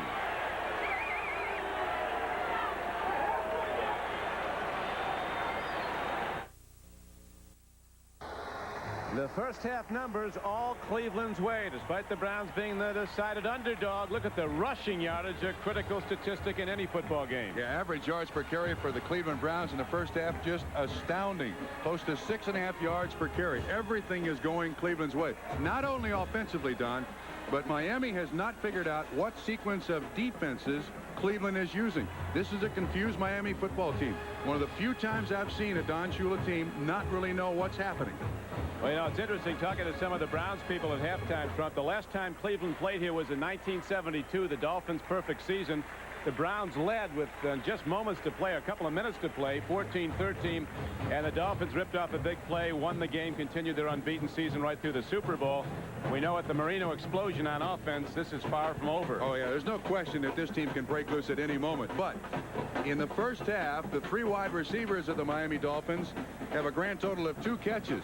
Those 2 catches by Nat Moore, and those 2 catches came in the last 46 seconds of the half against the prevent defense. Everything is going Cleveland's way. Now, as to what Miami is going to have to do in the second half, one, this first drive by Miami is absolutely critical because they got to figure out what Cleveland is doing. And they have to, I don't think they have to run the ball. I think Marino had a bad first half confidence-wise. I mean, when he finally got him down there, he throws the interception. Another big factor is Cleveland's ability to run the ball. Miami has to stop that or they don't get their offense on the field. 144 yards to 24 is astounding. No question about it. Of course, we still haven't heard the final injury report on Jackie Shipp, which is a big factor because they got Bud Brown in there, and he's got a bad ankle. So things are not going Miami's way. Don, in talking to a couple of Miami Dolphins before the game, the last team that tried to use 2 tight ends and run the ball up the gut at them was Seattle 2 years ago in a playoff game that you and I saw Seattle run all over the Miami Dolphins. This is the Miami Dolphins' worst fear realized. Be down 14-3, not be able to throw the ball very well in the first half, and have your opponent sky high. Now we got to find out if the Cleveland Browns, a relatively young team with a lot of new people playing, can deliver the knockout punch. Well, we've seen enough of the Dolphins, and just the numbers, the way they stand up, winning over 80% of the time in the Orange Bowl, losing once in 18 games over the last 2 seasons in playoff time also. Marino's right arm is the key, but the Browns with that dominant rushing game today, keeping Marino and the offense off the field. He did throw a lot of balls in the first half, but Cleveland's defense well schooled and prepared for him. And it's just the alignment. Normally a team will give you over a 6 or an 8 game run about the same defenses. In the 2 weeks that the Cleveland Browns have been preparing for this football game, they've obviously broken the record. They've changed tendencies, and a great deal of credit. All the credit must go to Marty Schottenheimer. I mean, he sold these players on the fact that we can win this football game if you do it this way. The first half, that's as good a half defensively as I've seen any team play against Miami. NBC statistician Ross Schneiderman pointing out front that all 3 Cleveland's prime running backs are individually out-rushing the entire Miami team in this game. 144 yards rushing for Cleveland in the first half, 6.5 a carry. The Dolphins with 24 yards rushing. Tony Nathan has 6 catches for Miami, and the wide receivers are totally shut down for the Dolphins. Changes got to be made. Ready to start the second half. Cleveland will kick off to Miami. Lorenzo Hampton, a rookie from Florida, the #1 draft choice of the Dolphins, awaiting the kickoff of Matt Barr. Spinner's going to carry inside the 5, and here comes Hampton.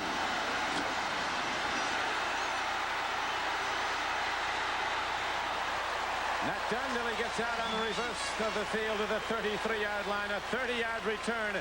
Marino and the Dolphin offense come out.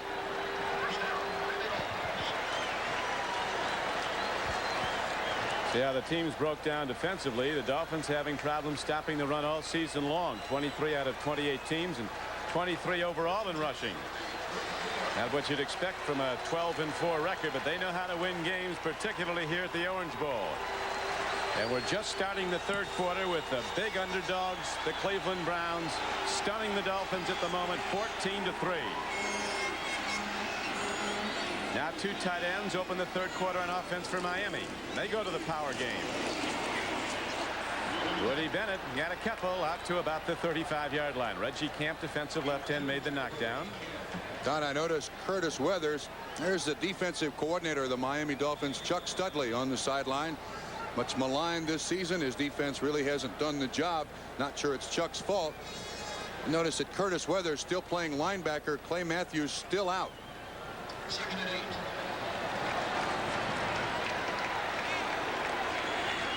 8. 80 degrees, maybe higher than that now. Sun beating down on the Orange Bowl. Dan Marino on 2nd and 8.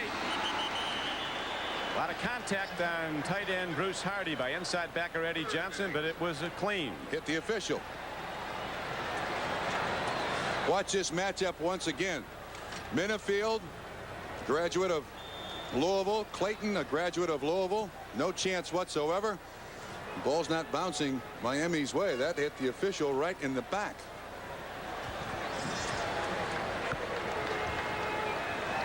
Dolphins with a 7-game win streak after they were 5-4 through their first 9 games and clearly on the ropes. Now they're back on the ropes today in this first of their playoff games. Maybe their last unless they can get it back.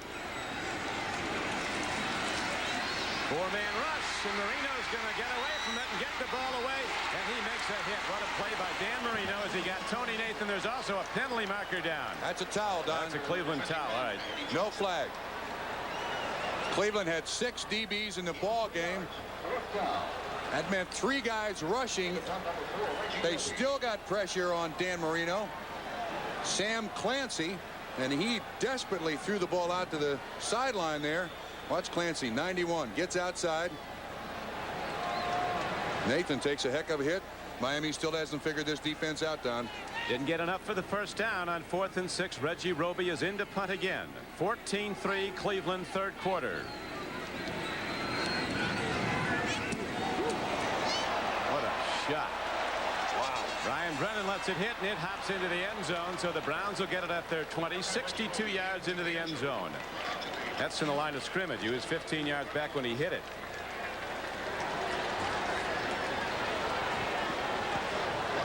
If there is one thing that you position you don't want to play on this punt coverage team is the outside guys. They double team him, keep him from getting down there. They're the only ones that can release off the line of scrimmage before the ball is punted. Cleveland's doing a great job all over the field, Don. We'll be selecting the Budweiser most valuable player for today's game. The Browns come out of this. A lot of game balls are going to go to the defense. Start with 2 tight ends again, just as they started the game. Kevin Mack. And the Dolphins stop the run. Jay Brophy shot the gap, made the hit, a loss on the play inside the 20-yard line of Cleveland. You wonder, even though the Dolphins are playing in their home stadium, as much time as this defense was on the field in the first half, will it at some point show in the Miami Dolphins? You don't get as tired playing offense as you do playing defense. It takes more energy to react than it does to act. 2nd and just over 10. We're talking about rock concert decibel level of this crowd right now. Trying to throw off Kosa in the Cleveland offense. Finest. Everything he's got, and it's only good for a yard as Brophy took on the run again. Jay Brophy, another Miami Dolphin who grew up a Cleveland Brown fan. He grew up in Akron, Ohio, near Cleveland. Report from the Dolphin bench. Jackie Shipp does not have any broken bones. Not sure what the injury is. Don't know if he'll be back yet today. Now this is a spot where Cleveland can run so very well. The pass defense is in for Miami. This is when Biner has broken the long ones. 3rd and 8. Throwing a catch to Clarence Weathers. He turns the corner. He has a first down for Cleveland. So on 3rd and 8, Cursor goes to his speed receiver, Clarence Weathers. He outruns the corner and gets ahead for 12 yards and a first down. They've missed this young man when he was hurt, too. Watch the acceleration once he catches the football. 28 yards per catch. That's that's Blackwood trying to make the tackle with that injured ankle. Foot speed wise, he can't win that battle. Clarence Weathers out since the Seattle game when he was knocked out. He pointed out averaging 28 yards a catch for the Browns in the regular season. Caught 16 balls. With a run they go, and Ernest Biner breaks it up the middle. Across midfield, Biner at 2:15 with open look at the block by Weathers. Biner's going to go the distance. Clarence Weathers took two Dolphins out, screened him away, and knocked them both down. They tripped over each other, and Ernest Biner breaks it 66 yards for a Cleveland touchdown. That's the longest run of the year by a Cleveland running back.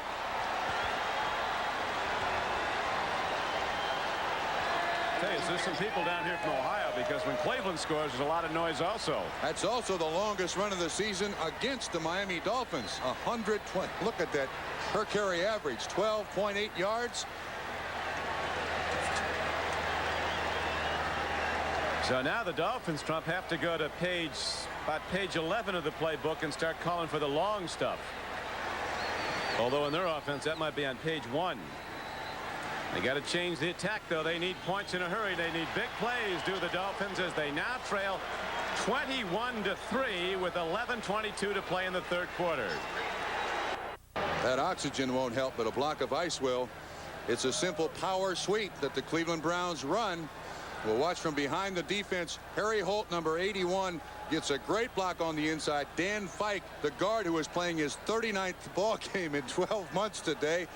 Biner breaks it back, and both these running backs, Biner and Mack, have surprising speed. There's Weathers with the bump that knocks two guys off. A 61-yard touchdown run. Matt Barr kicks off again now for Cleveland. A spinner downfield, Lorenzo Hampton. Knocked down at the 27. Let's watch the 66-yard touchdown run again. Holt coming down the line of scrimmage, gets Beaucamper out of the way. There you see Fike, 69. Biner with great field vision cuts it back. There's nobody there. Weathers, the little guy, kind of an excuse me block. Did you say 66 yards? 66. Not bad. And the Browns sideline, you got it, just the way we drew it up. Now the Dolphins have to start firing all out. 11:14 to go in the third quarter, but they're down 21-3.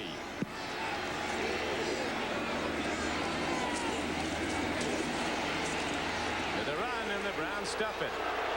Miami fans want some passing. That's Ernest Biner, who just broke a Cleveland all-time record for rushing yards in a playoff game. The record set by Jim Brown in the 1964 NFL championship game. That was the Browns' last NFL title. I think Don Shula's biggest worry was the ability of the Cleveland Browns to just run right through his defense through the first half. And this point in the game, that worry realized. This has not been a happy birthday for Don Shula to this point. 56 today is Coach Shula. Aging fast, though. Cleveland Browns have something to do with that. Playing the game of their season are the Cleveland Browns. But a long way to go, and here's a penalty marker down. They were about to let the 30-second clock expire. Marino takes timeout. Things not going well for the Dolphins. Orange Bowl, Dan Marino firing. And the Browns split the defender. And a penalty marker comes in. They go on the defense. They're going to call an elbow to the head.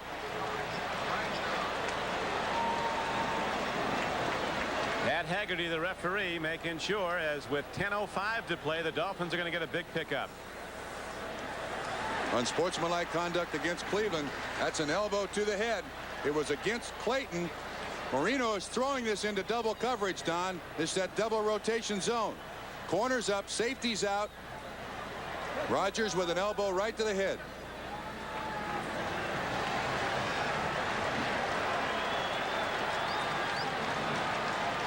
And see, Cleveland can't lose its cool now. They're up. There's no reason to rub it in. Just play your defense and don't do something stupid. That was unnecessary. And it gives the Dolphins a first down at their 37-yard line. 10:05 to go, third quarter.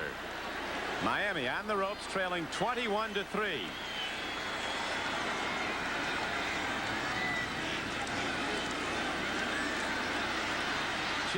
in pursuit of Marino. Lets her rip on the run. Minifield has coverage, and it's incomplete. All the way down at the 15-yard line. Now, once again, the Browns all season long have relied on the bump and run. Not today. Minifield doesn't bite on the out move. He is stride for stride with Mark Clayton, and why Danny Marino continues to try to throw it into that bump and run coverage, unless he's just trying for an interference call, is beyond me. What were you saying? They both went to Louisville together. Minifield said he couldn't beat me then, and he still can't. He hasn't today either. Clayton does not have a catch. Not yet, anyway. Miami offense can go boom, though, in a hurry. That's a discouraged offense in that huddle right now. We've seen too much of these guys. They'll be back. They've got a lot of getting back to do. Down 21-3. Dan Marino on 2nd and 10. Throwing a strike. Looks like a first down. Let's see where the spot is. It's out to the 47. It'll be very close. Eddie Johnson made the tackle on tight end Bruce Hardy of the Dolphins. Eddie Johnson on the coverage. That's man-to-man coverage on the tight end. Obviously, Cleveland has said if you're going to beat us, you're going to have to throw it to the tight ends and Nathan. And you can see that bump and run coverage and a free safety. Hardy runs a good pattern. Eddie Johnson will give him 10 yards. They're not going to let Clayton and Duper get it deep. They might start going that way more. They're starting to catch some balls, the tight end. 3 for Bruce Hardy for 30 yards. That's it. And Moore only has 2 catches, and that was in the last 46 seconds of the first half. Clayton and Duper came in combined with over 100 receptions, and Duper missed half the season. Almost a pickoff coming up on the ball with Scott Nicholas, the inside linebacker from the University of Miami, who's starting for the Browns in place of injured Tom Cousineau. Watch Minifield, this time on Duper. You're allowed 1 bump inside the 5-yard range. I think the Cleveland defenders are they are taking every advantage out there until the officials throw a flag. They're going to be very aggressive, and that's rerouted the Miami Dolphin receivers. They've been no factor. That's wide receivers, no factor in today's game to this point. The Browns worked 5 days in Vero Beach, Florida, but today they're playing at 80-degree temperatures. We'll see how they go in the late rounds. Dan Marino on 2nd and 10. Throwing a catch. Clayton has his first reception. It's good for a Miami first down to the 38-yard line of Cleveland. A 15-yard gain. That time bump and run, man coverage. Dixon on Clayton. You see the little area between them. Oh, grab of the shirt. Well-timed throw. I mean, you got to give that one to Miami, but Cleveland's there in coverage. They've not been fooled. They've not bid on the out moves. These cornerbacks have covered them very well.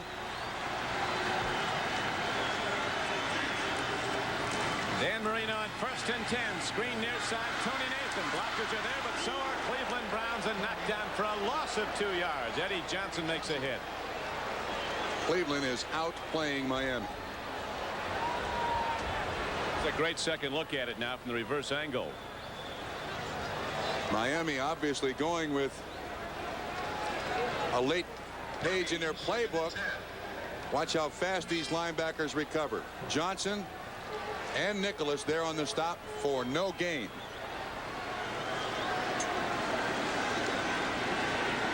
Marty Schottenheimer says of Eddie Johnson, he plays like he's possessed. Only one of the starting backers when Cousineau's in. It wasn't a high #1 draft choice. As right now, Dan Marino on 2nd and 10 fires and hits Nat Moore down to the 29-yard line and very close to another Miami first down. Game clock winding down in the 3rd quarter to 7:20 and running. First half we saw Nat Moore run nothing but out patterns with this single coverage. This time with Felix Wright in coverage, he fakes the out, breaks back into the inside. Miami showing good patience here. Marino likes to throw the ball deep. I think he's been told by Don Strock and Don Shula and David Shula, quit throwing it deep, throw it underneath. That's the first time I think he's hit a primary receiver all day long, Don. All the rest have been outlet receivers. Miami gets the first down at the Cleveland 28-yard line. Don Shula's Dolphins moving the ball now. Beneficiaries of that personal foul call against Cleveland, which gave Miami a first down. Dan Marino, their quarterback, with 78 touchdown passes in the last 2 regular seasons to lead the NFL both years. He had 30 this year. The all-time record 48 last year. But the Dolphins have not been in the Cleveland end zone yet with the ball. 21-3 Cleveland, third quarter. Tony Nathan takes it down to the 17-yard line. First down Miami, a 12-yard gain. Al Gross saved it from going the distance. In the design of a defense, linebackers are taught that you are not to drop in coverage until the quarterback passes the running back. Then you know he can't give it to him. That delay held those linebackers at the line of scrimmage just long enough for the offensive lineman to run a nice little draw trap.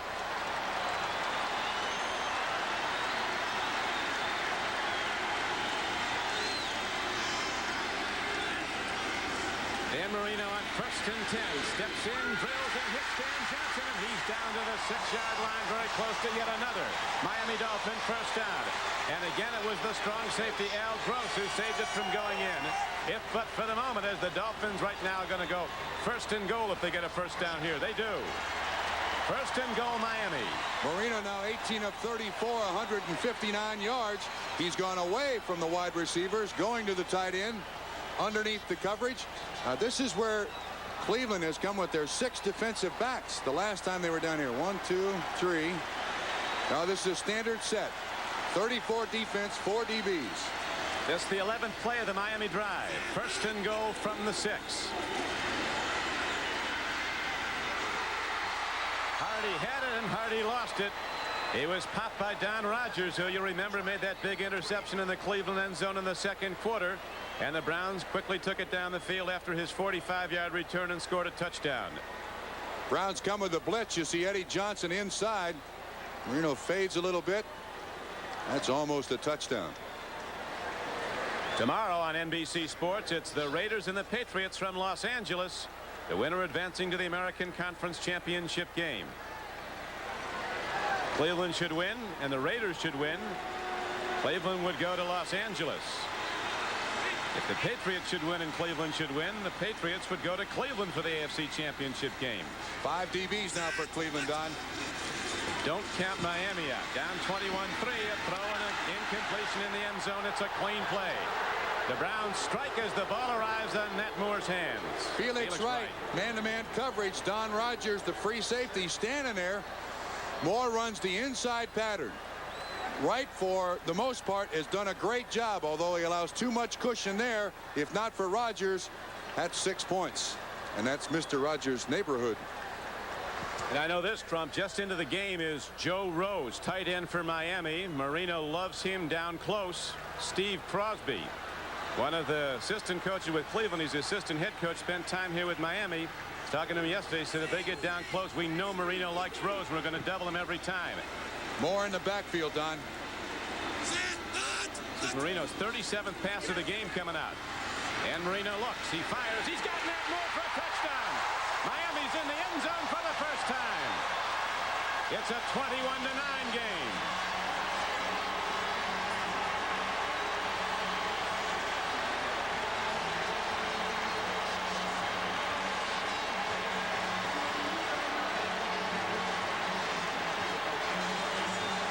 Moore's 8th touchdown catch. Watch what he does. He runs the out fake. Wright bites on it. Marino's got time to stay with it. That's as tough a drive as Miami's had to orchestrate to get in the end zone this season. Well done by the Dolphins. 13th play was a lucky one for Miami as they get it in on the throw to Nat Moore. And the extra point by Reveiz is up and good. And so with 5:13 to play now in the third quarter, it's a 21-10 game. Penalty marker down on the point after.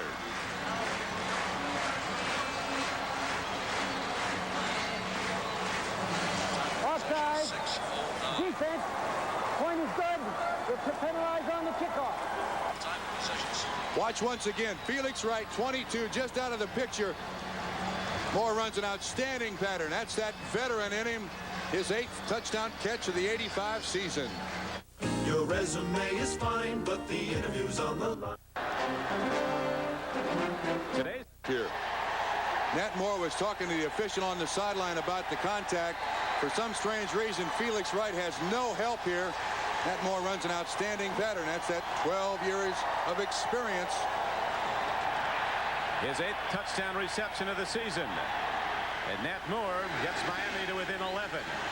Reves booms the kickoff right into row C.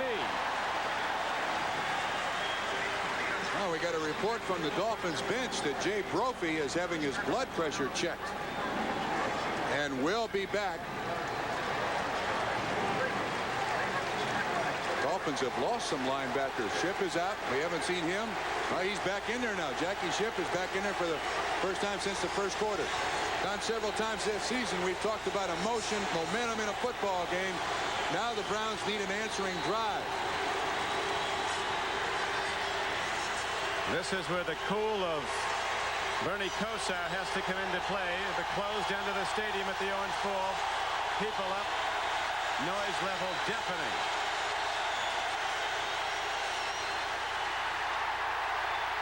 He could have stepped away, but... No. He's talking to Brennan. He did the right thing. I tell you what, Bernie Kosar, with all the pressure on him in this game, he is not folded. He saw the wrong motion run by Brennan, called the timeout. That was not the noise in the stadium. We'll be back to the Orange Bowl after Bernie gets some counsel at the sideline. Best and brightest. This is a charged timeout, but Bernie was not worried about the crowd. He was mad at Brian Brennan for running the wrong motion. The crowd thinks they did their job.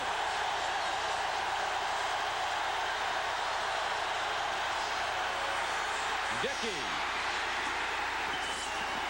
As again, the Cleveland Browns run at the right side of the Miami Dolphin defense. Safety Glenn Blackwood came up and made the play. Dickey's running 9,200. It weighs 227 pounds. They prefer he run that 9,200 north and south, though, not east and west. Be stopped by the goal line, not the sideline. They got a lot of runs, though, Trump. Starting out east and west and then turning upfield. Average yards per carry by the Cleveland Browns today. College statistics. It's unbelievable. Look at that. That's amazing. It's like the Oklahoma Sooners.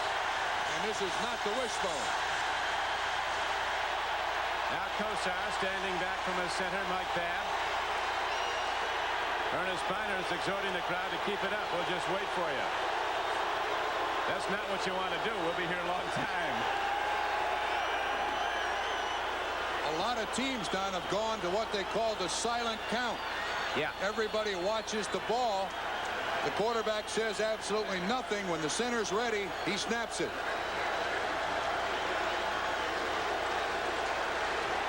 What the official, Pat Haggerty, is saying, he's telling the guy who runs the 30-second clock, don't start it. They got all the time in the world. They can stand here until Wednesday. Now the Dolphins are trying to quiet the crowd. This crowd's as loud as the night we were here when the Chicago Bears came in, and that I thought was as loud as anything could get. Well, they had a lot of noise saved up from the first half, Don.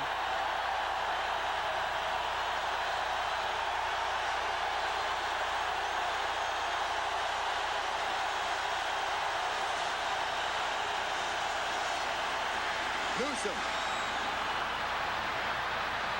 Whoa, almost a big hit. Running the flag pattern we've been waiting for was Clarence Weathers. That was a well-thrown ball. And I'll tell you what, Ozzie Newsom was wide open over the middle. This is part of Bernie Kosar's learning period. Weathers' outstanding speed. Could have had this. And this ball is thrown right on the money. There's no question about that. Hand on shoulder by Judson. They let him get away with it. And I'll tell you what, Ozzie Newsom was wide open for a first down over the middle. He was motioning to the sideline. I'm open. Get it to me. Call the same play. Now the crowd kicks in with that big noise level again. 3rd down and 7 for Cleveland.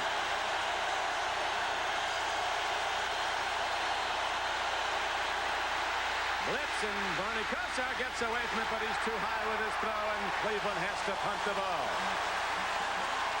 And now Old Mo has changed in this game, and it's back with Miami, although the Dolphins are down 21-10. Mac Moore putting the heat on. They got him to scramble, and the Browns could not answer.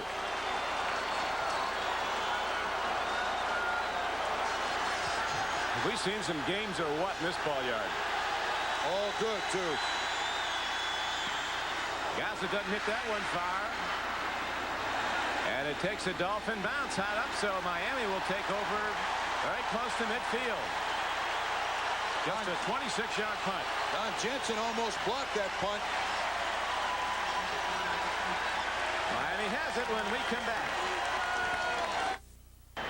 Back at the Orange Bowl in Miami, Don Criqui with Bob Trumpy, the 12th man making its presence felt here. The crowd. It took them a while. They had a lot of stored up energy from the first half where they had nothing to make noise about.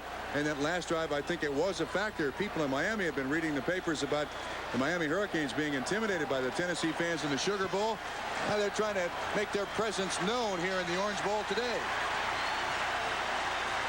Miami's right back in the race if they can take it in on this drive, trailing Cleveland 21-10.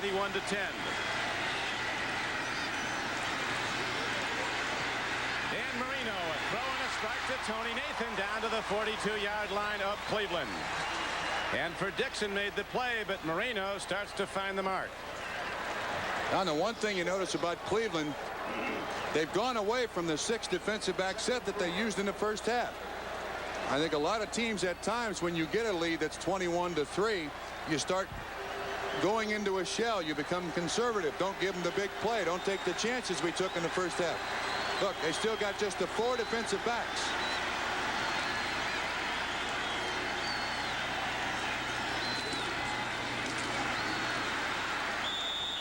Tony Nathan on a 2nd down and almost 4 carry takes it close to the 40-yard line. Game clock down to 3:45 and running. Eddie Johnson made the play. A lot of times these games here in left in the 3rd quarter, 3:39.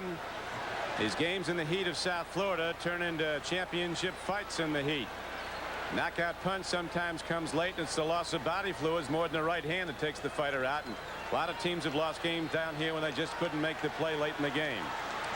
Now Cleveland comes with their 6 DBs. No, that's not right. I think they got. No, it's not right. This is a goal line situation. They got 6 down linemen. Didn't help. Davenport, a rookie running back from Louisville, crashes for a 1st down. This is 2-down area, no question about it. Even if they don't make the 1st down, well, they do get the 1st down.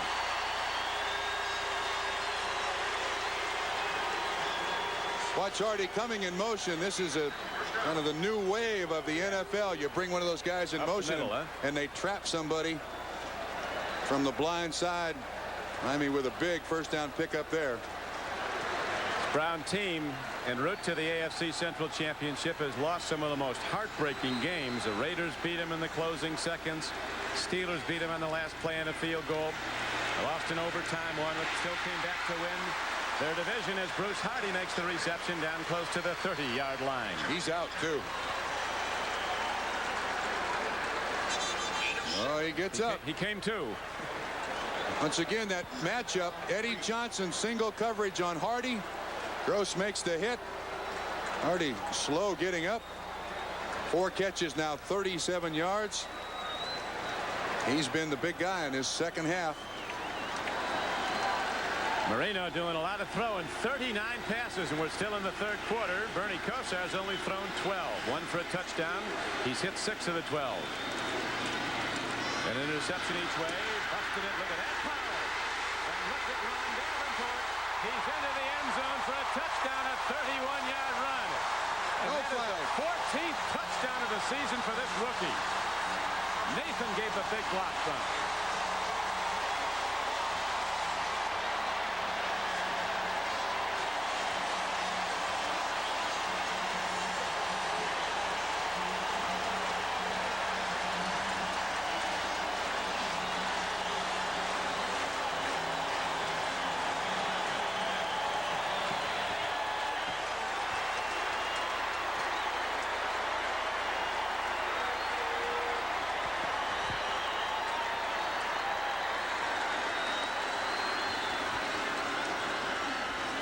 So the Dolphins make it happen fast as they go 48 yards in 5 plays. The last 31 on the touchdown run by the rookie Ron Davenport. At 6'2", 230 pounds. Watch him run over Rogers. I mean, absolutely pancaked him.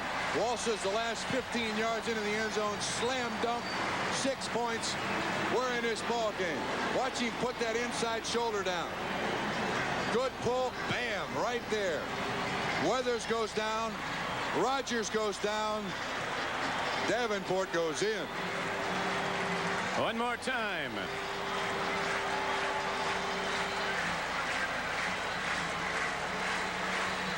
Boom.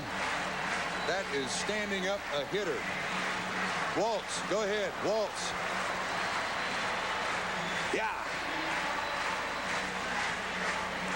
It gives me chills.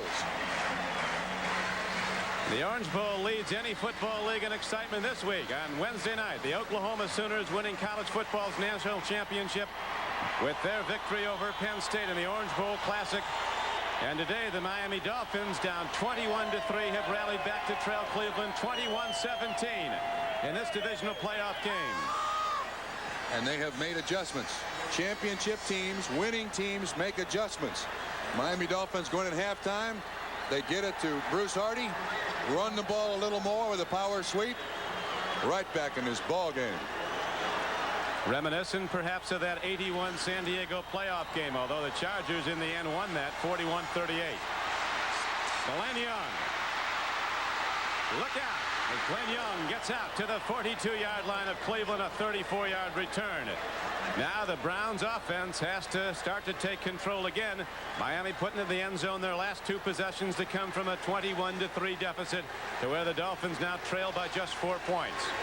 1:30 to play in the 3rd quarter. What a football game. No reason for Cleveland to do anything different than they've done to this point.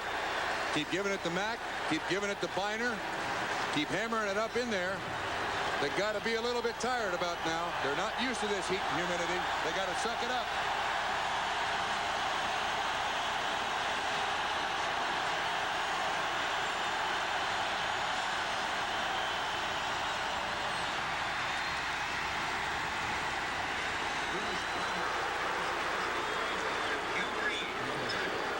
Jackie Shipp banged up earlier, back in the game as the Browns go to the run and advance the ball to their 46-yard line. Hugh Green was on the play. Don, look, one of the things that the Dolphins have done adjustment-wise defensively has moved Mike Charles off the nose. And you see Bolden and Lilja do a great job parking him, but then that means that there are 2 linebackers there to make the tackle. We're not sure if Jay Brophy will be back because he was dinged. Stunning blow to the head. He's all right, but they're not sure if he's ready to come back in. Ernie Kosar says, I can't hear you.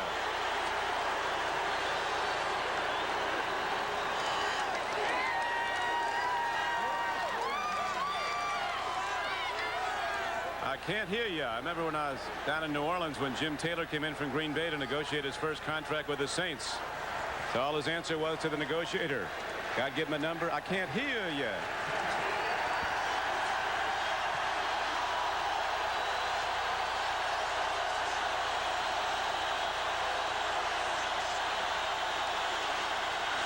Second and 6. Up the gut goes Biner, but a penalty marker comes in.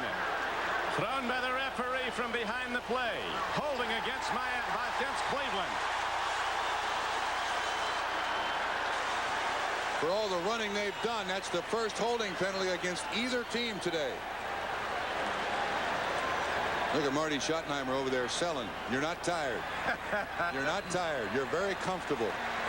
Now, Bob Trumpy, you've lived this heat in a game condition when you played for the Bengals. Holding number 77, offense, still second down. As long as you're sweating down here, you're in good shape. Ricky Bolden on the tackle, at the tackle on the hold, gets his arm inside of Kim Bocamper and holds him up so he can't get over there and make the tackle. The officials catch him, and it's a 15-yard penalty. This heat and humidity down here, when you stop sweating, that's when you start worrying. I mean, you get a headache, you can't see straight, it just drops you to your knees. Bernie Kosar can handle it, though. This is where he played his winning college football.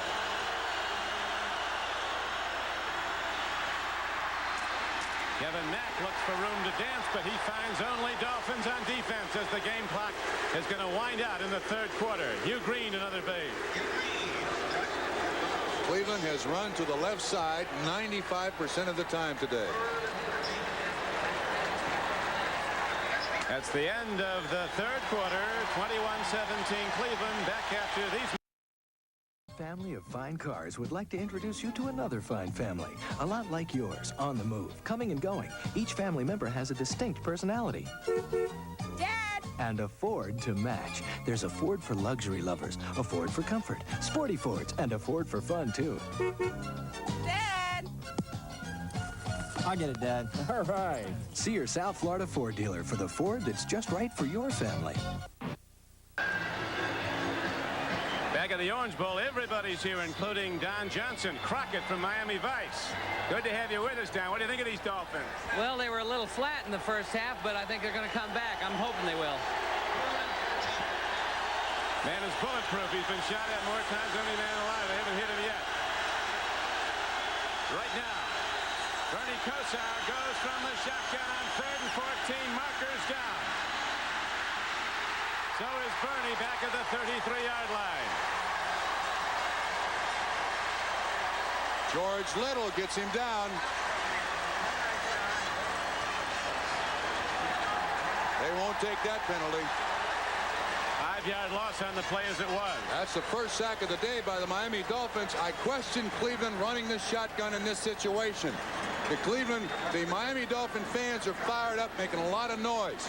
Even though it's part of your game plan, right now you want efficiency. I think I thought the blimp landed there on the 50-yard line. I think if he goes from under center, regardless of what the play is called or what you had planned for that situation, Browns would be a lot better. Dolphins have been in the end zone their last two possessions. They're going to get it back again with 14:40 to play in the game. Underdog Cleveland leading 21-17. Line drive to Vigorito.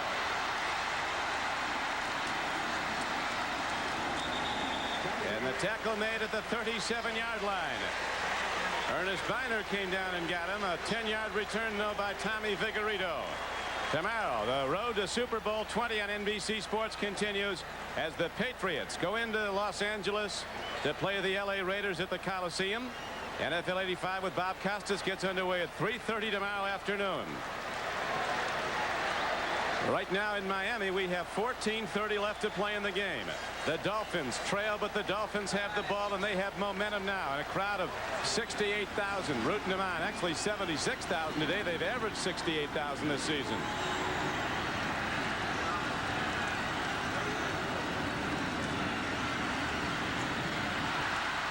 Tony Nathan gets ahead for about 6 out to the 42-yard line of Miami. Don Rogers got him.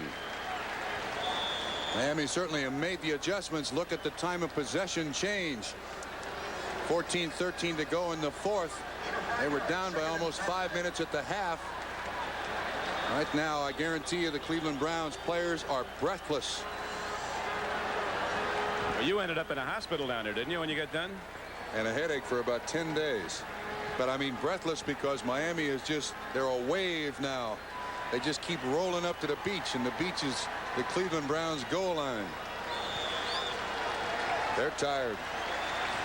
Browns can handle that zero stuff on Lake Erie, but it's tough in January to come from the north down to Miami, and the Dolphins have started to take over, but they trail Cleveland 21-17.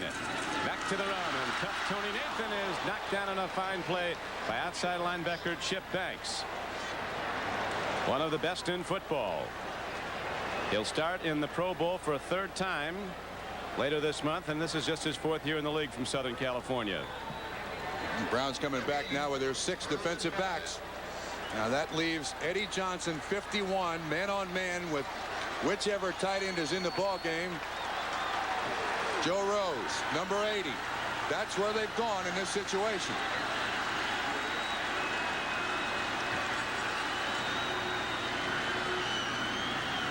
Eddie Johnson's on Tony Nathan this time. Marino stands in and lets her rip. The Browns hold. They'll get it back on a punt. A 3rd and 5 play, and this time the Dolphins don't connect. So with 13 minutes to go, the Cleveland defense rises up, breaks up the play. Hanford-Dixon separated the receiver from the ball. And the Browns drop back their punt returner, Brian Brennan. Cornerbacks of the Cleveland Browns have been outstanding. Look at that pass thrown by Dan. That was a duck. That was going sideways instead of around and around. Reggie Roby hit his last one, you'll recall, 62 yards into the end zone. He's big, 240. He gets every ounce into every boot. This is a line drive. Brennan fields it, living dangerously. Penalty marker down. It's going to go against Cleveland again. Flag's going to be on Felix Wright. A couple of penalties in this second half have really hurt Cleveland. Extended a drive for Miami that resulted in points. Illegal use of the hand. Number 22. Pushed him in the back. That's senseless. And now the field position is terrible. Half the distance to the goal. They'll start 1st and 90. And we'll be back right after this. Don Criqui with Bob Trumpy at the Orange Bowl in Miami. Divisional playoff game. The Cleveland Browns, in some estimates, were a 2-touchdown underdog in this game with the Dolphins. The Browns have not played here since '72. None of the current Cleveland players or Coach Marty Schottenheimer was with the team then. But President Art Modell, the Cleveland owner, surely remembers it, and the disappointment. That was the perfect season of Don Shula and the Dolphins. Cleveland was leading in the 4th quarter. Miami came back to win. Cleveland's leading in the 4th quarter now, 21-17, but back in their own end. 1st and 10. They've got to run the ball here.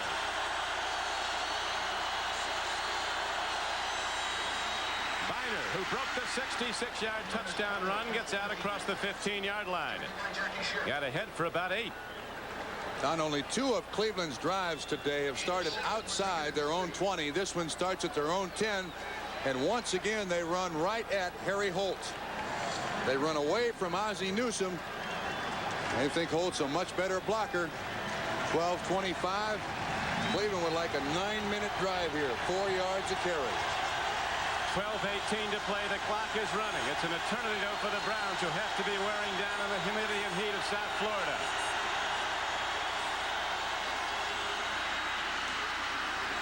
Biner, big and tough, and he hits to the 20, and he looks like he has a Cleveland first down, and they keep the clock ticking and they move the yard markers.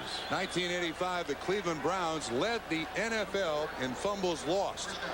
At this point in the ball game, they've not lost a fumble, been a big factor for them keeping control of this football game. Certainly glad we're in Miami and not Cleveland. Wouldn't you agree? I tell you, Sunday, this January 12th, Cleveland could be the place to be. That would take a major upset in the West Coast. The Patriots would have to beat the bad California boys, the Raiders, if Cleveland comes out of this, and that's a long way from being final. End off to Kevin Mack, looking for a read, threatening to cut back. He just takes it on a wide sweep and advances the ball out to the 24. Got about 4 yards. Brzezinski and Shipp, linebackers on the stop for Miami. The thing about this Mack kid, he gets hit at the line of scrimmage, carries tacklers 3 yards up the field, ends up being a 4-yard gain.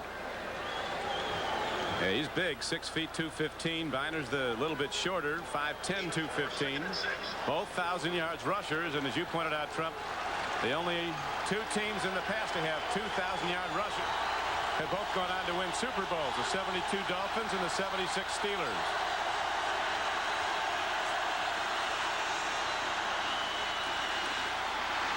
Ernest Biner.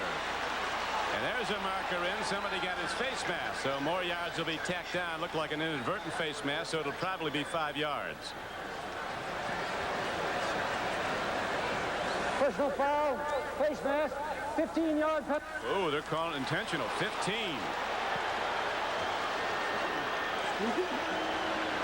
Can't really see whose arm that is. Looks like Langford. No, that's Jackie Shipp. He was grasping for anything he could get to get him on the ground. There are 2 penalties. Inadvertent, which is 5 yards. Advertent, which is 15 yards. Yeah, it was Shipp, right. Shipp made no attempt to get his hand off the face mask. Good call on the reverse angle. Pete Rozelle, the commissioner of the National Football League, is here today, as are 76,000, almost all of them backing Miami, but The Browns have a surprisingly large number of supporters. They've been in the end zone 3 times, and they've created a lot of stir when they hit. 21-17 Cleveland, 4th quarter. Sweep this way. Markers down, stops play with 10:09 to go in the game.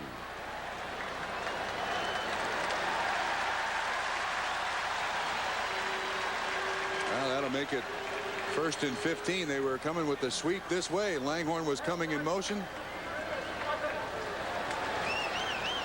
Lilja, number 62, moved too quickly.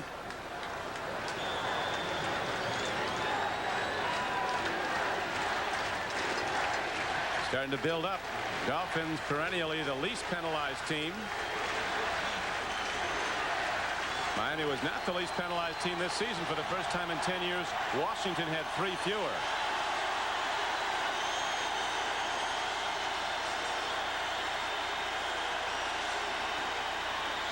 They're on 1st and 15, and they get it back, at least the penalty yardage. Ball's advanced out to the 45-yard line as Cleveland huddling at their leisure, running the clock, getting set to load up and fire out the run again. Good Ernest Biner. What a day. About 10 yards a carry, isn't it? Yep. Not a bad average.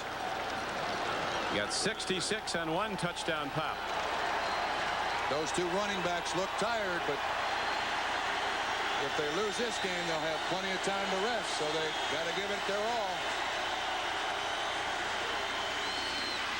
Biner turns upfield and hits out to the 47-yard line of Miami. That's going to bring up 3rd down and about 2 as the Browns go back to their power football and make it work with the game on the line. Interesting thing about these 2 running backs is each blocks for each other very well. They are very unselfish. And that time Mack did a good job leading for Biner. Jackie Shipp on the tackle, but 3rd and short. Dolphins send 4 new people into the game. That's the goal line defense. They're bringing all their big people in there. They want it stopped here. 7th play of the drive. 3rd down and 2 for Cleveland. Browns leading by a 4-point margin.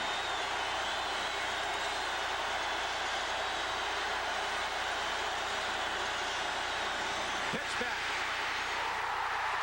Knocked down for a loss. Making the play was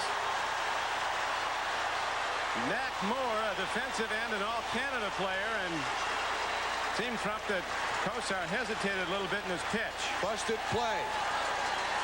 I think he expected Curtis Dickey to be swinging out there. Watch, he brings the pitch back. That's a busted play. I think Curtis Dickey went to sleep on that one. They wanted his speed to the corner for the 1st down. What a time for a mistake. Now Gossett, who's been up and down punting the ball, hits a knuckler high, not too deep. Kozlowski fumbles the ball. Football on the field. Let's see who gets it. Cleveland thinks they do. You got to get an official to agree. How can he find out? Down there with the gnashing of teeth. Lose fingers down in that pile, can't you? If they had guns, they'd be shooting at each other. That's how nasty it is in there. Miami keeps the ball. Just a 29-yard punt by Gossett. His punting has hurt the Browns at different points in this game. He's hit it well on a few occasions, but has hit some poor ones. You see Vigorito telling Kozlowski to catch the punt. Slips right through his hands. He's been out for quite a while, but luckily Miami comes up with the football. A lot of long-distance companies would like you to... Marty Schottenheimer and Don Shula. Schottenheimer just completing his 1st full season as a head coach in the NFL. Don Shula completing his 23rd. 16 at Miami after his tour at Baltimore. Don Johnson of Miami Vice up here in the booth with us. Said, I don't know how you guys do this. This is a tough gig. I knew that. He's working. Here's a throw, but an incompleted pass at the 43-yard line. Last drive for the Cleveland Browns consumed 5 minutes and 29 seconds. This one should have been caught, I believe, although slightly overthrown by Dan Marino. It appears to me he's not even taking a check of his wide receivers. They've been so shut down by the Cleveland defensive backs. He's going to the underneath guys, figuring the outside guys are going to be covered. And they have been most of the day. Miami could find themselves in a game of beat the clock pretty soon at 7:16 to go. Those are the two guys who are beating Miami with their running, Mack and Viner. Now it's up to the Cleveland defense to try to stop Marino and the Dolphins. Nathan weaving. Tony Nathan in open field. Al Gross has a line on him, and Gross gets him, but inside the Cleveland 35-yard line. So Marino to Nathan is good for 39, and the Dolphins drive on. Once again to match up Eddie Johnson with Tony Nathan. Third time we've seen it. Third time Nathan has been able to avoid the initial tackler. Good job by Clayton, giving him an assist and a block down the field. I'm telling you, this Miami football team knows how to win, Don. Look at that move.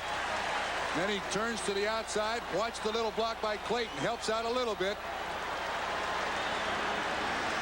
6:34 to go.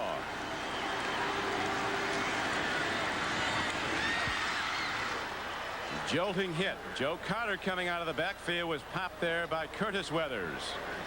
Don, coming into this ball game, we thought Nat Moore was going to be the big receiver. He just went into the ball game there for the Miami Dolphins. But this is what championship teams do.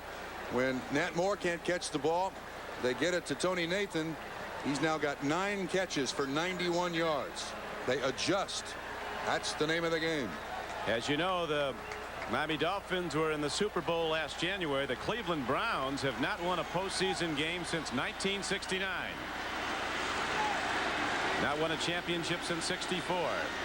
Right now, Cleveland, a 2-touchdown underdog in some estimates, leading 21-17 in the fourth quarter. But the Dolphins coming back. That's Bruce Harvey. And he's down to the 18-yard line. Don Rodgers made the stop. A 14-yard gain for the Dolphins. Chris Rockins on the coverage. Here's that single coverage again. On the inside guys, Marino does a great job getting it there at the right time. Rockins slips. Hardy and Nathan have been outstanding this second half. Marino all day has not really been pressured that much. He's got time to sit there and look. The Browns preferring to lay back in coverage.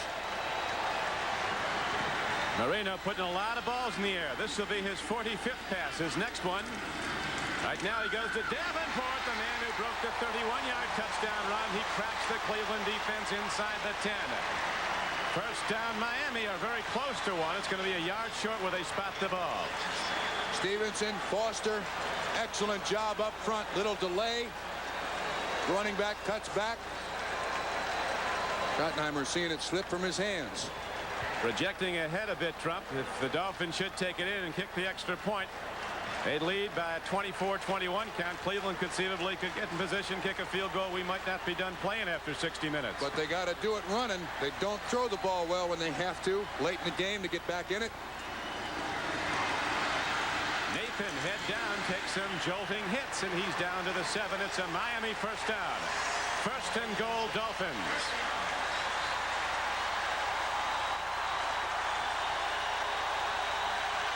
And again, the sold-out Orange Bowl erupts with crowd support for Miami. As hard as these two teams have fought throughout this football game, no matter who wins, you wonder at this point what effect it will have on them next week.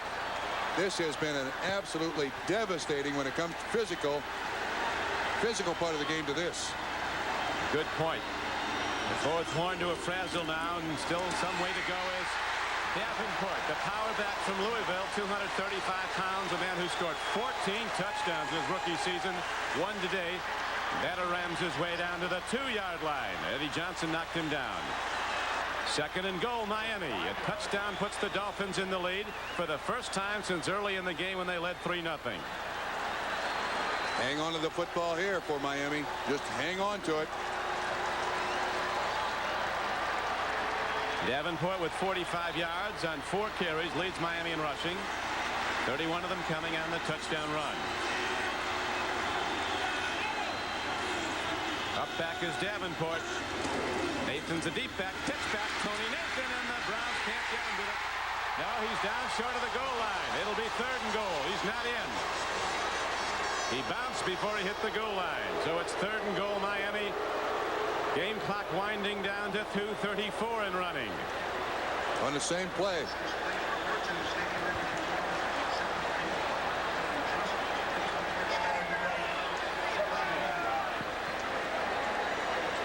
He's saying he's down. He's not in the end zone. He's down. Nathan, 8 carries, 29 yards. His big contribution, catching the ball. 9 catches, 91 yards for the day. Now the Dolphins want to run as much time off as they can. They're not going to go down to the 2-minute warning. We'll be back for the stretch run of this divisional playoff game in a moment. At you to Tony Nathan. Is he in the end zone? Calls down here are rather inconsistent. It's hard to tell whether his knee was down first. Tony says, come on, ref, I've worked hard today. Let me in here. Tony Nathan is a man who's been a big difference in the Miami offense once it got up to speed. Tony Nathan was a focal point going to on passes. You remember that 39-yard run with the reception. And you harken back to what Marty Schottenheimer said, Trump, before the game. He said the Dolphins beat you with big plays, but they often come on short passes and long runs following them. So far the drive, 8 plays, consumed 5 minutes and 21 seconds. That's the most important factor for the Miami Dolphins. 2 minutes to go. Cleveland 21, Miami 17. The winner advances to the American Conference Championship game, which you'll see on NBC Sports Sunday, January 12th. Tomorrow on NBC, it's the Raiders and the Patriots.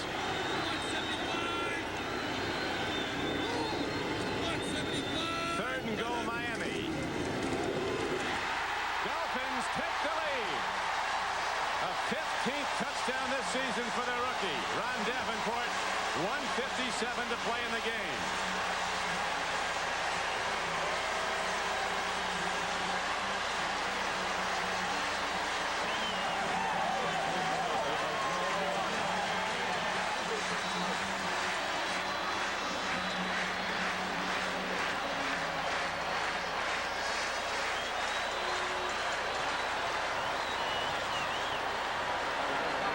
Carries, 46 yards for Davenport, his second touchdown of the game.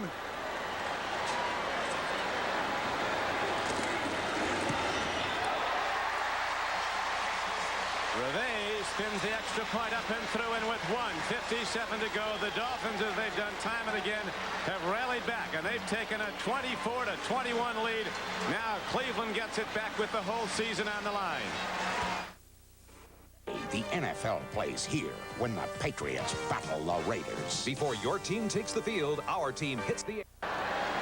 Watch this score. A great block by Dan Johnson. Whoa. Clark cleans out the hole. Woody Bennett does a great job. Davenport's in the end zone before he's touched. First time that the Dolphins have led today. No, that's not true. They were up 3-0, weren't they? First drive, first field goal. Glenn Young now for Cleveland. It's on the line for the Browns. Glenn Young, 2 hands on the ball, gets out to the 25-yard line.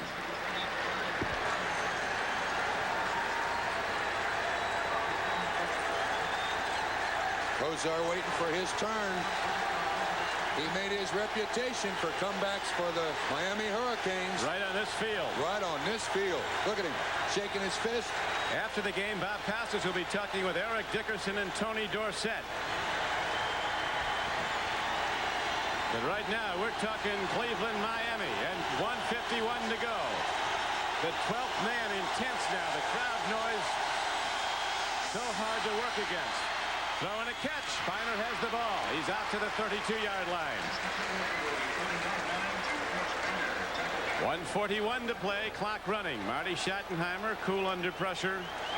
Watching his Browns go into alignment without a huddle. Right to the shotgun. Bernie Kosar, $1 million quarterback.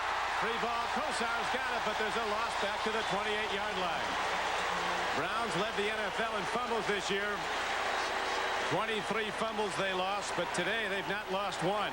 Kosar, that was his 15th of the season. I don't understand why Cleveland is staying with the shotgun. all the noise, get Bernie up underneath the center. We're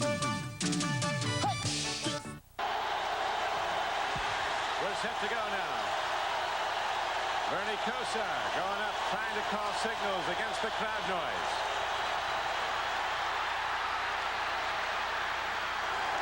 Viner gets the ball somehow and gets out to the 34-yard line.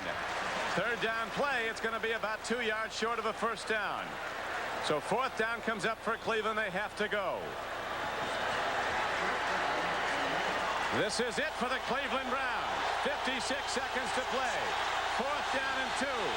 Kosar takes a look. He's going to run it himself. He has the first down and more. He's out to the 39-yard line. Quickly calls timeout, and the clock is stopped with 46 seconds to play as the Browns fight to get in field goal range to try and tie this game. One of the most unlikely characters to run for a first down, Bernie Kosar. But being the competitor he is, he's going to do anything he possibly can to keep his ball club in the game. Gets enough for a first down, gets on the turf. Now, the fumble he had before, one of the problems with, you see his hands up quickly to call the timeout. Watch the motion man. Ball is snapped. Bernie's not even looking.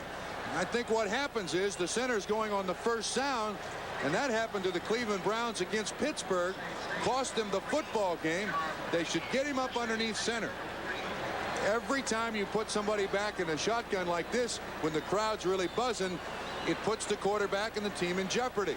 You're going to reduce your chances of a fumbled interchange a lot if you just simply put him underneath the center.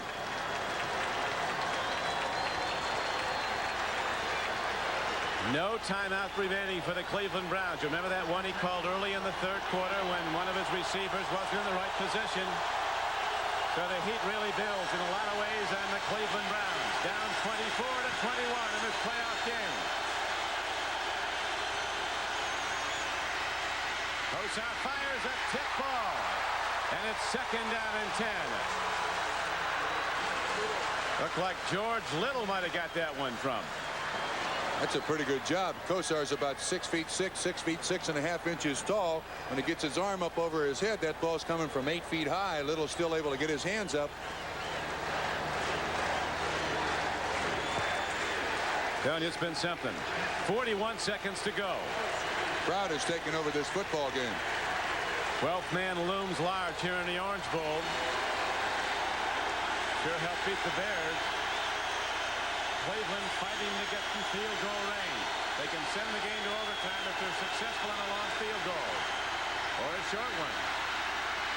There's a throw and a catch to Ozzie Newsome as he tries to get out of bounds but cannot. And the Cleveland Browns, apparently unaware they have no more timeouts, wandering about with the clock down to 27, 26 and running. Now they hurry into formation, realizing that time is working against them. 20 seconds to play in the game. Kosar probably just fired out of bounds. 16 seconds. He takes a look, stands in, and fires near side. It's caught by Viner. Viner's ahead, but it's too little, too late. The game clock cannot be stopped by Cleveland. 4 seconds, 3 seconds. The Browns powerless now to stop the clock, and Miami wins the game 24-21. Viner elected to go upfield rather than to the sideline.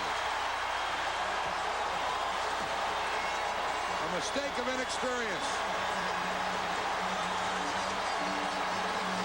That's as hard a fought football game, Don, as I've seen in 1985 for both sides. A heartbreaker for Cleveland. And a great come-from-behind victory for a team that's hallmark is the same. Miami Dolphins railing from a 21-3 deficit to win this game and advance to the AFC Championship game against the winner of tomorrow's New England-LA Raider game. I'd pick Tony Nathan as the MVP of this football game. His receptions absolutely was the adjustment that the Miami Dolphins made in the second half. He provided the win. Tony Nathan. Do we agree? I'll go with you. Thank you very much, sir. So Tony Nathan, our Budweiser most valuable player, and Don Shula, victor again in the Orange Bowl as he's been time and again over the many seasons he's been here in Miami. This is his 16th year, and today, his birthday, and that final touchdown was no small present. It took a long time for him to get that present, though. Right. This Cleveland Brown football team fought their heart out.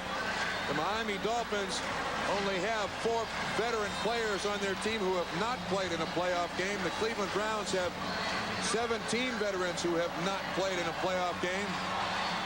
This was a battle of body punches all day long. That was the Budweiser most valuable player, Tony Nathan-Uzo. Going off the field, Budweiser will donate $1,000 to the United Way on behalf of Tony Nathan. The Dolphins come back and move on the road to Super Bowl 20 on NBC Sports, which you'll see later this month from New Orleans. I guarantee you the Dolphins will pay a lot of attention to tomorrow's game. They are 0-9 against the Raiders on the West Coast. If the Raiders win, Miami goes out there. If New England comes here, the Patriots haven't won in 18 years. And we'll be back after these messages from your local station. Video Sports Extra, Sunday after News Center 7. On 21-3 and battling for their playoff lives, the Miami Dolphins rally with 3 unanswered touchdowns in the second half. The last one, inside 2 minutes to play, gives Don Shula the win.